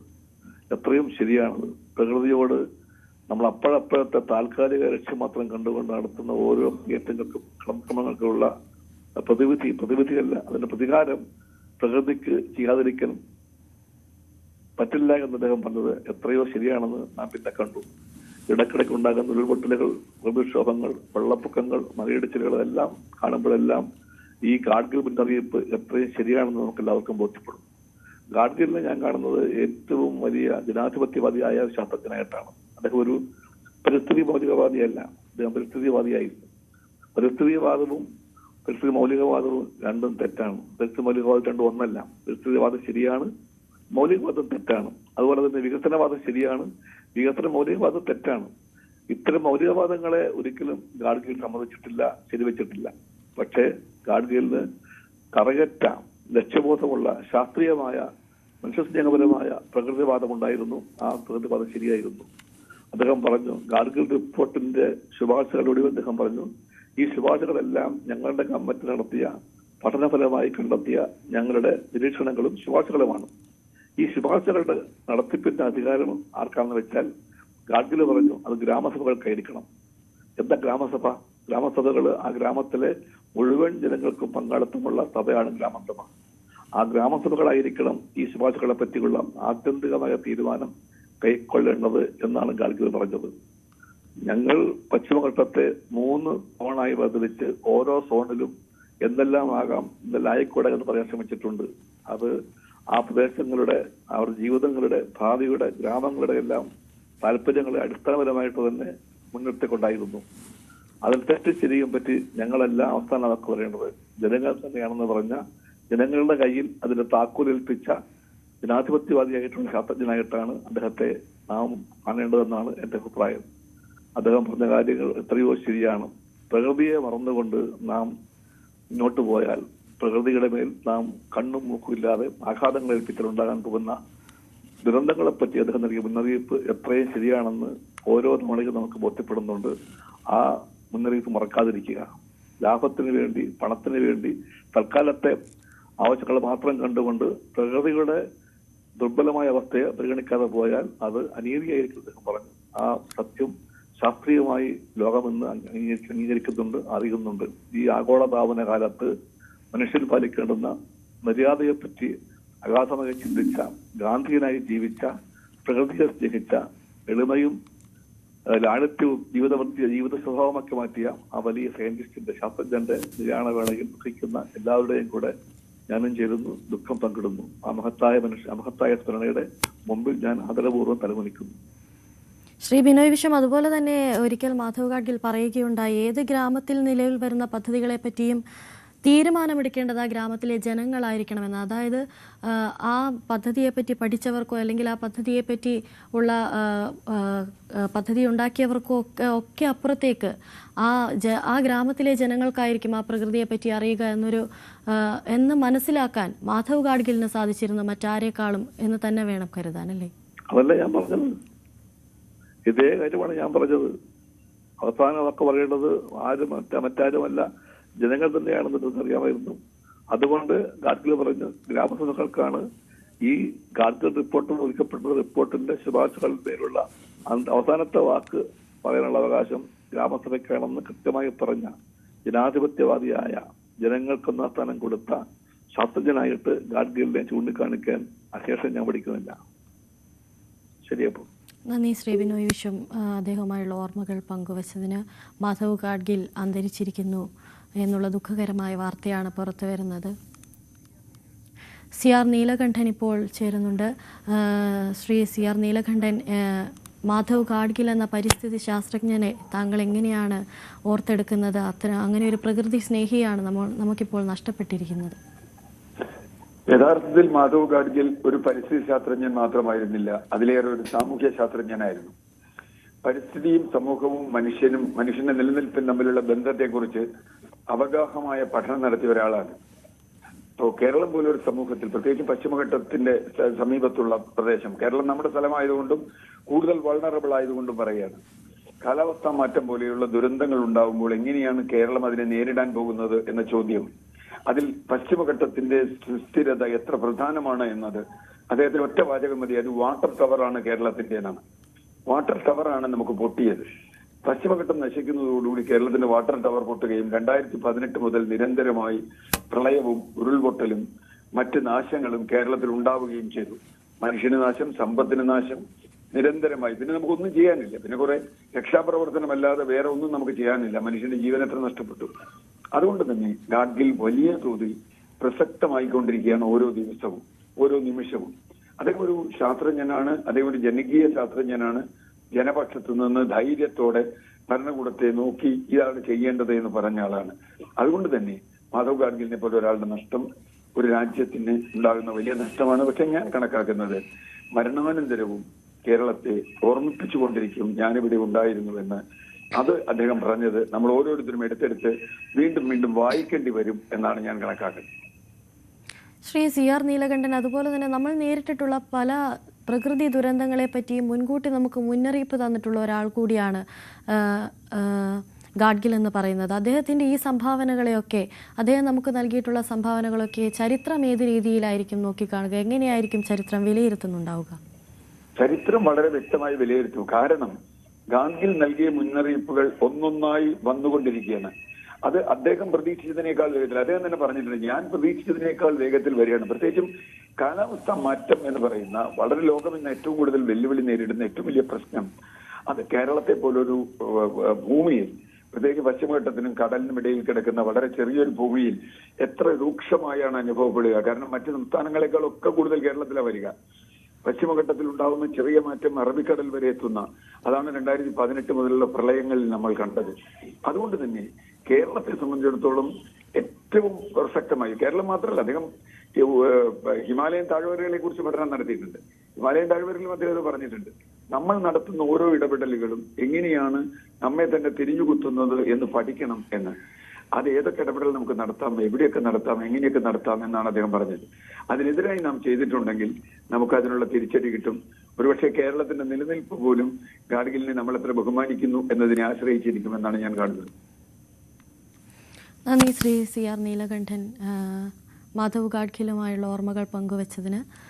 മാധവ് ഗാഡ്ഗിൽ, പരിസ്ഥിതി പ്രവർത്തകൻ മാധവ് ഗാഡ്ഗിൽ അന്തരിച്ചിരിക്കുന്നു എന്ന ദുഃഖകരമായ വാർത്തയാണ് ഇപ്പോൾ പുറത്തു വരുന്നത്. പശ്ചിമഘട്ടത്തിനായി അത്രയധികം പ്രയത്നിച്ച, പരിസ്ഥിതിക്കായി അത്രയധികം പ്രയത്നിച്ച, നമുക്കൊക്കെ പല പരിസ്ഥിതി ദുരന്തങ്ങളെപ്പറ്റി മുന്നറിയിപ്പ് തന്നിട്ടുള്ള ഒരു വ്യക്തി കൂടിയാണ് നമ്മെ വിട്ടുപോകുന്നത്. ഇനി പരിസ്ഥിതിയെ സംരക്ഷിക്കാൻ, പരിസ്ഥിതിക്ക് വേണ്ടി വാക്കുകൾ ഉന്നയിക്കാൻ ഇനി ആരുണ്ട് എന്ന ഒരു ചോദ്യം അവിടെ ഇപ്പോൾ ബാക്കിയാവുകയാണ്. രാവിലെയിലേക്ക് മടങ്ങിയെത്താം ഒരിടവേളയ്ക്ക് ശേഷം.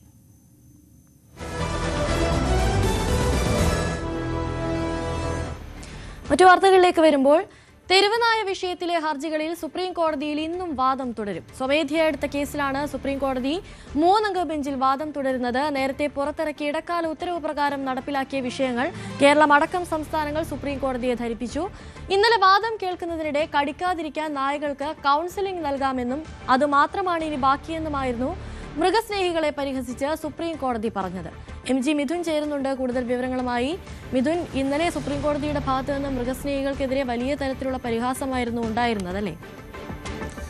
അനുശ്രീ, ഒരു മനുഷ്യന് എന്തെങ്കിലും പ്രശ്നമുണ്ടായാൽ ഇത്രത്തോളം ഹർജികൾ സുപ്രീം കോടതിയുടെ മുന്നിലേക്ക് ഇതുവരെയും വന്നിട്ടില്ലാത്ത തരത്തിലായിരുന്നു ഈ തെരുവുനായ വിഷയത്തിൽ വിവിധ ഭാഗങ്ങളിൽ നിന്ന് വിവിധ ഇടങ്ങളിൽ നിന്നുമൊക്കെ ഇത്തരത്തിൽ മൃഗസ്നേഹികളുടെ ഭാഗത്ത് നിന്ന് ഹർജികൾ ഒഴുകി സുപ്രീം കോടതിയുടെ മുന്നിലേക്ക് എത്തിയത്. ഇതിൽ ഇന്നും വാദം തുടരും. കഴിഞ്ഞ ദിവസം ഈ കേസ് പരിഗണിച്ചപ്പോൾ കൃത്യമായി മറ്റ് സംസ്ഥാനങ്ങളൊക്കെ അവരുടെ ഇതുവരെയുള്ള ഈ വിഷയത്തിൽ നടപ്പിലാക്കിയ കാര്യങ്ങൾ ചൂണ്ടിക്കാണിച്ചുകൊണ്ട് സത്യവാങ്മൂലങ്ങൾ സമർപ്പിക്കുകയും ചെയ്തിരുന്നു. അതായത് നവംബർ 7-ന് ഏറ്റവും ഒടുവിൽ കേസ് അതിലൊരു ഇടക്കാല ഉത്തരവ് സുപ്രീം കോടതിയുടെ ഭാഗത്തു നിന്നുണ്ടായിരുന്നു. അന്ന് സംസ്ഥാനങ്ങൾക്കൊക്കെ കർശനമായ നിർദ്ദേശമായിരുന്നു നൽകിയിരുന്നത്. അതായത് 8 ആഴ്ചക്കുള്ളിൽ ഈ വിഷയത്തിൽ ഒരു തീർപ്പുണ്ടാകണം. ഈ തെരുവുനായകൾ ഒരു തരത്തിലും വിദ്യാലയങ്ങളിലോ അല്ലെങ്കിൽ സർക്കാർ സ്ഥാപനങ്ങളിലോ ആശുപത്രികളിലോ ഒന്നും തന്നെ ഉണ്ടാകാൻ പാടില്ല, പൊതു ഇടങ്ങളിൽ ഉണ്ടാകാൻ പാടില്ല. ഈ ഇത്തരത്തിൽ ദേശീയപാതകളിലൊക്കെ തെരുവുനായയ്ക്ക് പുറമെ മറ്റ് കന്നുകാലികൾ ഉൾപ്പെടെയുള്ളവ അലഞ്ഞു നിറഞ്ഞ് നടക്കുന്നുണ്ട്. ഇവയെല്ലാം പിടികൂടി ഷെൽട്ടർ ഹോമുകളിലേക്ക് മാറ്റണമെന്നുള്ള ഒരു കർശന നിർദ്ദേശമായിരുന്നു ഇതുമായി ബന്ധപ്പെട്ട് സുപ്രീം കോടതി നിർദ്ദേശിക്കുകയും ചെയ്തത്. അതിൻ്റെ ഭാഗമായി തദ്ദേശ തലത്തിൽ ഓരോ വാർഡ് കേന്ദ്രീകരിച്ച് ഓരോ ടീമിനെ രൂപപ്പെടുത്തുക, ആ ടീമിന് പോലീസിൻ്റെ സഹായം ആവശ്യമുണ്ടെങ്കിൽ അവരുടെ സഹായം നേടുക, ഒപ്പം തന്നെ അങ്ങനെ പെട്രോളിംഗ് സംവിധാനങ്ങൾ ഏർപ്പെടുത്തുക. ആ രീതിയിൽ ഈ മുഴുവൻ തെരുവുനായകളെയും പിടികൂടി വന്ധീകരിച്ച് ഷെൽട്ടർ ഹോമിലേക്ക് മാറ്റുക എന്നുള്ളതായിരുന്നു നിർദ്ദേശം. പക്ഷേ ഈ വിഷയത്തിൽ കൃത്യമായ മറുപടി കേരളമടക്കമുള്ള സംസ്ഥാനങ്ങൾ നൽകിയിട്ടുണ്ട്. അതായത് കേരളം പോലൊരു സംസ്ഥാനത്ത് പലയിടങ്ങളിലും സ്ഥലക്കുറവുണ്ട്. അവിടെയെല്ലാം തന്നെ കൂടുതൽ ഇടങ്ങളിലുമൊക്കെ ഇത്തരത്തിൽ ആളുകൾ താമസിക്കുന്ന ഏരിയ കൂടിയാണ്. അവിടെയൊക്കെ ഈ ഷെൽട്ടർ ഹോമുകൾ സ്ഥാപിച്ചുകൊണ്ട് അവിടേക്ക് ഈ തെരുവുനായകളെ മാറ്റും എന്നുള്ള ശ്രമങ്ങൾ നടത്തിയിട്ടുണ്ട്. പക്ഷേ അവിടെയെല്ലാം നാട്ടുകാർ പ്രതിഷേധവുമായി രംഗത്ത് വരുന്നൊരു പശ്ചാത്തലം. അതുകൊണ്ട് തന്നെ ഇപ്പോഴുള്ള ഈ ഒരു തീരുമാനം അല്ലെങ്കിൽ അതൊരു പ്രായോഗികമായ നടപടിയല്ല, അതിൽ കൂടുതൽ പഠനങ്ങൾ നടത്തേണ്ടതായിട്ടുണ്ട്, കൂടുതൽ നടപടികൾ സ്വീകരിക്കേണ്ടതായിട്ടുണ്ട് എന്നുള്ളതാണ് സുപ്രീം കോടതിയെ കേരളമടക്കമുള്ള സംസ്ഥാനങ്ങൾ അറിയിക്കുകയും ചെയ്തിരിക്കുന്നത്. എന്തായാലും കഴിഞ്ഞ ദിവസം ഈ കേസ് കോടതിയുടെ 3-അംഗ ബെഞ്ചിന് മുമ്പിലേക്ക് വന്നപ്പോൾ പരിഹാസ രൂപേണയായിട്ടുള്ള ചില കാര്യങ്ങൾ കൂടി സുപ്രീം കോടതിയുടെ 3-അംഗ ബെഞ്ച്, അതായത് പ്രത്യേകിച്ച് ജസ്റ്റിസ് സന്ദീപ് മെഹ്ത ചൂണ്ടിക്കാണിക്കുകയും ചെയ്തു. അതായത് ഇനി ഈ തെരുവ് നായികൾക്ക് കൗൺസിലിംഗ് മാത്രമേ നൽകാൻ ബാക്കിയുള്ളൂ, അതുവരെയുള്ള എല്ലാ കാര്യങ്ങളും ചെയ്തു കഴിഞ്ഞിരിക്കുന്നു. ഇനി അതായത് കടിക്കാതിരിക്കാൻ ഈ ഓർഡർ അടക്കം വായിച്ചു നോക്കിയായിരിക്കും ഇനി നായ്ക്കൾ ആളുകൾക്ക് മുമ്പിലേക്ക് വരിക എന്നുള്ള രീതിയിലുള്ള ചില പരിഹാസം കോടതിയുടെ ഭാഗത്തുനിന്നുണ്ടായിരിക്കുന്നു. പ്രത്യേകിച്ച് നമുക്കറിയാം പാരാ അത്ലറ്റിക് മീറ്റ് നടക്കുമ്പോഴൊക്കെ ഇന്ത്യക്ക് തന്നെ അപമാനമാകുന്ന തരത്തിൽ മറ്റ് രാജ്യങ്ങളിൽ നിന്നുള്ള അത്ലറ്റുകളെ ഈ തെരുവുനായ ആക്രമിക്കുകയും കടിക്കുകയും ചെയ്യുന്ന സ്ഥിതിവിശേഷം, ഒപ്പം തന്നെ നിരവധി പേർ അപകടത്തിൽപ്പെടുന്ന സാഹചര്യം, കൂടുതൽ പേർ തെരുവുനായ ആക്രമണത്തിൽ മരണപ്പെടുന്ന ഒരു സാഹചര്യം, അതൊക്കെ കണ്ടുകൊണ്ട് ഈ വിഷയത്തിൽ ഒരു തരത്തിലുമുള്ള ഒരു വിട്ടുവീഴ്ചയ്ക്കും തയ്യാറല്ല എന്ന നിലപാടിൽ തന്നെയാണ് സുപ്രീം കോടതി ഉറച്ചു നിൽക്കുന്നതെന്നാണ് നമുക്ക് മനസ്സിലാക്കാൻ സാധിക്കുന്നത്. അതുകൊണ്ട് തന്നെ കടുത്ത നടപടികളിലേക്ക് കോടതി കടക്കുകയും ചെയ്യും. ഒരു അന്ത്യശാസനം എന്ന രീതിയിൽ മറ്റ് സംസ്ഥാനങ്ങൾക്ക് ഉടൻ തന്നെ ഈ വിഷയത്തിൽ നിലപാട് വ്യക്തമാക്കണം, ഒപ്പം തന്നെ നടപടികൾ സ്വീകരിക്കണമെന്നുള്ളൊരു ഉത്തരവ് സുപ്രീം കോടതിയുടെ ഭാഗത്തുനിന്നുണ്ടാകാനുള്ള സാധ്യത തന്നെയാണ് നമ്മൾ കണക്കാക്കുന്നത്. മിഥുൻ, മറ്റൊരു കാര്യം എന്ന് പറയുന്നത് എന്തുകൊണ്ട് ഈ തെരുവ് നായികൾ ഇങ്ങനെ പെരുകുന്നു എന്നത് ഒരു വലിയ ചോദ്യമായി അവിടെ നിലനിൽക്കുകയാണ്. അതിനൊരു ഉത്തരമായി പലരും പറയുന്നത് മാലിന്യങ്ങൾ വലിച്ചെറിയുന്നതാണ്, മാലിന്യങ്ങൾ പെരുകുന്നതാണ് തെരുവുനായി ഇങ്ങനെ വർദ്ധിക്കാനുണ്ടാകുന്ന ഒരു പ്രധാന കാരണമെന്നാണ്. അങ്ങനെയെങ്കിൽ ഈ മാലിന്യം വലിച്ചെറിയുന്നതും മാലിന്യം തെരുവുകളിലേക്ക് എത്തിക്കുന്നതുമായി ബന്ധപ്പെട്ട് ഇതിനെ തടയാൻ എന്തെങ്കിലും തരത്തിലുള്ള നടപടികൾ സ്വീകരിക്കാനുള്ള സാധ്യത ഉണ്ടാകുമോ?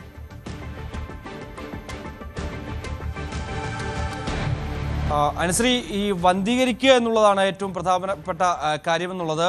തെരുവുനായികൾ ഇങ്ങനെ അലഞ്ഞു തിരിഞ്ഞ് നടക്കുന്നുണ്ട്, അവയൊക്കെ പിടികൂടി വന്ധീകരിച്ച് ഷെൽട്ടർ ഹോമിലേക്ക് മാറ്റുക എന്നുള്ളൊരു നിർദ്ദേശമാണ് ഇതുമായി ബന്ധപ്പെട്ട് സുപ്രീം കോടതിയുടെ ഭാഗത്തുനിന്ന് ഒരു ഉത്തരവ് ഉണ്ടാകാനുള്ള സാധ്യത. മാലിന്യ പ്രശ്നമൊക്കെ ഓരോ സംസ്ഥാനത്തിൻ്റെയും ഓരോ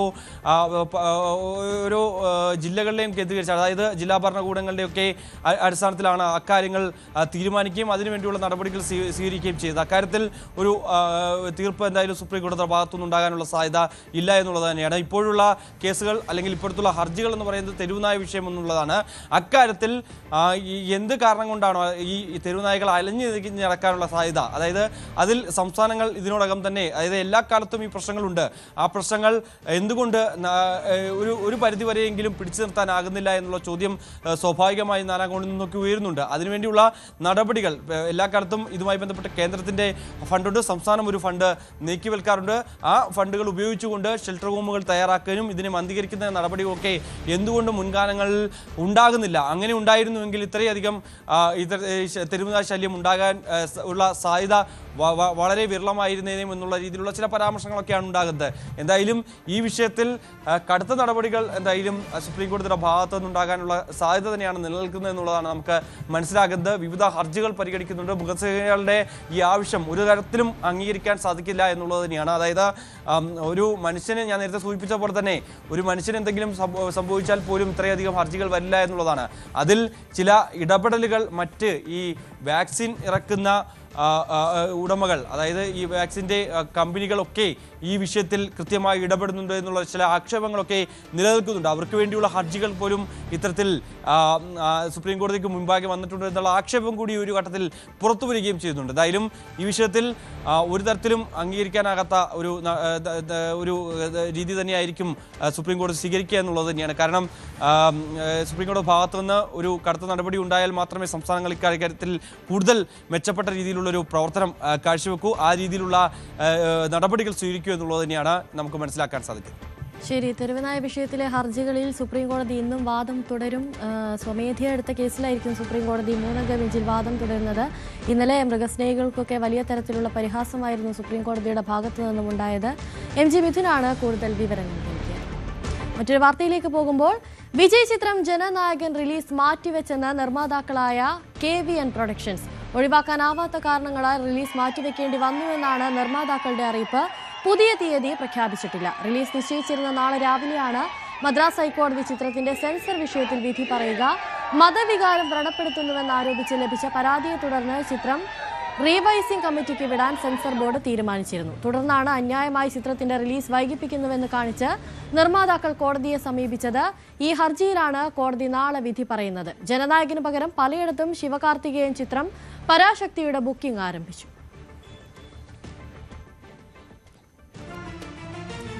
നവീകരണം പൂർത്തിയായ മൂവാറ്റുപുഴ നഗരത്തിലെ റോട്ടറി റോഡ് ഉദ്ഘാടനം ചെയ്ത് LDF-ഉം UDF-ഉം. ഗതാഗതക്കുരുക്ക് രൂക്ഷമായിട്ടും റോഡ് തുറന്നു നൽകാൻ അധികാരികൾ തയ്യാറാകാത്തതിൽ പ്രതിഷേധിച്ചായിരുന്നു LDF പ്രവർത്തകർ ബുധനാഴ്ച പുലർച്ചെ റോഡ് തുറന്നത്. തുടർന്ന് മാത്യു കുഴൽനാടൻ MLA-യുടെ നേതൃത്വത്തിൽ അന്ന് തന്നെ UDF പ്രവർത്തകരുടെ ഔദ്യോഗിക ഉദ്ഘാടനവും നടന്നു. 34 ലക്ഷം രൂപ ചെലവാക്കിയാണ് റോട്ടറി റോഡിന്റെ നവീകരണ പ്രവൃത്തികൾ പൂർത്തിയാക്കിയത്. പൊട്ടിപ്പൊളിഞ്ഞ അവസ്ഥയിലായിരുന്ന റോഡിന്റെ പല ഭാഗങ്ങളിലും ടൈൽ വിരിക്കുകയും കലുങ്കുകൾ നിർമ്മിക്കുകയും ചെയ്തു.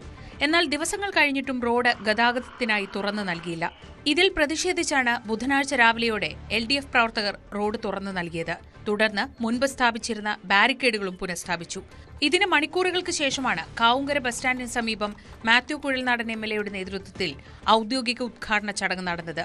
UDF-ന്റെ ചടങ്ങിൽ പങ്കെടുത്ത എല്ലാവരും LDF പ്രവർത്തകരെ രൂക്ഷമായി വിമർശിച്ചു. മൂവാറ്റുപുഴ നഗരത്തിലെ എല്ലാ ഉദ്ഘാടന ചടങ്ങിലും LDF പ്രവർത്തകർക്ക് പങ്കെടുക്കാമെന്നും അവർക്ക് ഉദ്ഘാടനം ചെയ്യാനുള്ള സൗകര്യം ചെയ്ത് കൊടുക്കാമെന്നും മാത്യു കുഴൽനാടൻ പരിഹസിച്ചു. അവർക്ക് ആർക്കെങ്കിലും ഉദ്ഘാടനം ചെയ്യണമെന്നുണ്ടായിരുന്നെങ്കിൽ വേണമെങ്കിൽ ഞാൻ അവരെ അനുവദിക്കുമായിരുന്നു. എനിക്ക് അതിനും കുഴപ്പമുള്ള കാര്യമില്ല. CPM-കാർക്ക് ആർക്കെങ്കിലും അത് ഉദ്ഘാടനം ചെയ്യണമെന്നൊരു ആഗ്രഹമുണ്ട്. ഇപ്പോൾ മുഖ്യമന്ത്രി അനുവദിച്ച പൈസയാണ്, റോഡാണ്, ഞങ്ങൾക്ക് അതൊന്ന് ചെയ്യാൻ ആഗ്രഹമുണ്ടെന്ന്, അതിയായ ആഗ്രഹമുണ്ടെന്ന് പറഞ്ഞത് ഒരു കാരണവശാലും ഞങ്ങൾ ഇങ്ങനെ ഉദ്ഘാടനങ്ങൾക്ക് വേണ്ടി വെപ്രാളം കൂട്ടുന്നവരല്ല. ഇനിയിപ്പോൾ എനിക്ക് സംശയം, മൂവാറ്റുപുഴയിലെ വികസന പ്രവർത്തനങ്ങൾ ഒന്നും തന്നെ ഉദ്ഘാടനം ചെയ്യേണ്ടതില്ല അല്ലെങ്കിൽ ജനങ്ങൾ അറിയേണ്ടതില്ല എന്നൊരു നയം CPM-നുണ്ടോ എന്ന് എനിക്കറിയില്ല. സംസ്ഥാന ഗവൺമെന്റിന് അഭിവാദ്യമർപ്പിച്ച LDF-ഉം MLA-ക്കും ജനപ്രതിനിധികൾക്കും അഭിവാദ്യമർപ്പിച്ച് UDF പ്രവർത്തകരും പ്രദേശത്ത് ഫ്ലക്സ് ബോർഡുകൾ സ്ഥാപിച്ചിരുന്നു. 2 ഉദ്ഘാടന ചടങ്ങുകൾ നടന്നിട്ടും പ്രദേശത്ത് ഗതാഗത പ്രശ്നങ്ങളൊന്നും ഉണ്ടായില്ല. ന്യൂസ് 18 കൊച്ചി. ഇനി രാവിലെയുടെ സ്പെഷ്യൽ സെഗ്മെന്റിലേക്കാണ്. സ്പെഷ്യൽ ഡേയിലേക്ക്. തിരുവനന്തപുരം ബാലരാമപുരം ഐറ്റിയൂർ സ്വദേശികളായ മനുവിന്റെയും മഞ്ജുവിന്റെയും മകളായ നൈനികയുടെ 5ാം പിറന്നാളാണെന്ന് ജന്മദിനാശംസകൾ അറിയിച്ചിരിക്കുന്നത് അച്ഛനമ്മമാരും അമ്മമ്മ കുമാരിയും അപ്പാപ്പൻ മധുവും അമ്മാവൻ മഹേഷുമാണ്. നൈനികക്കുട്ടിക്ക് ന്യൂസ് 18 കുടുംബത്തിന്റെ പേരിലും പിറന്നാൾ ആശംസകൾ നേരുകയാണ്. 1000 പിറന്നാൾ ആശംസകൾ. ന്യൂസ് 18 വീഡിയോ എഡിറ്ററായ സന്ദീപിന്റെയും ഹരീഷയുടെയും മകൾ ആരോഹി കൃഷ്ണയുടെ 1ാം പിറന്നാളാണിന്ന്. ആരോഹിക്കുട്ടിക്ക് ന്യൂസ് 18 കുടുംബത്തിന്റെ പേരിലും 1000 പിറന്നാൾ ആശംസകൾ നേരുകയാണ്.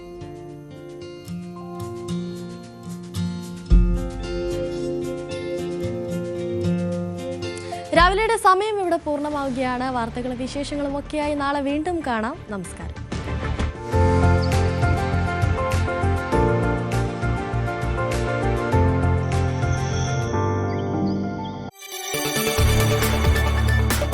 കൂടുതൽ വാർത്തകൾക്ക് news 18 Keralam YouTube channel subscribe ചെയ്യുക.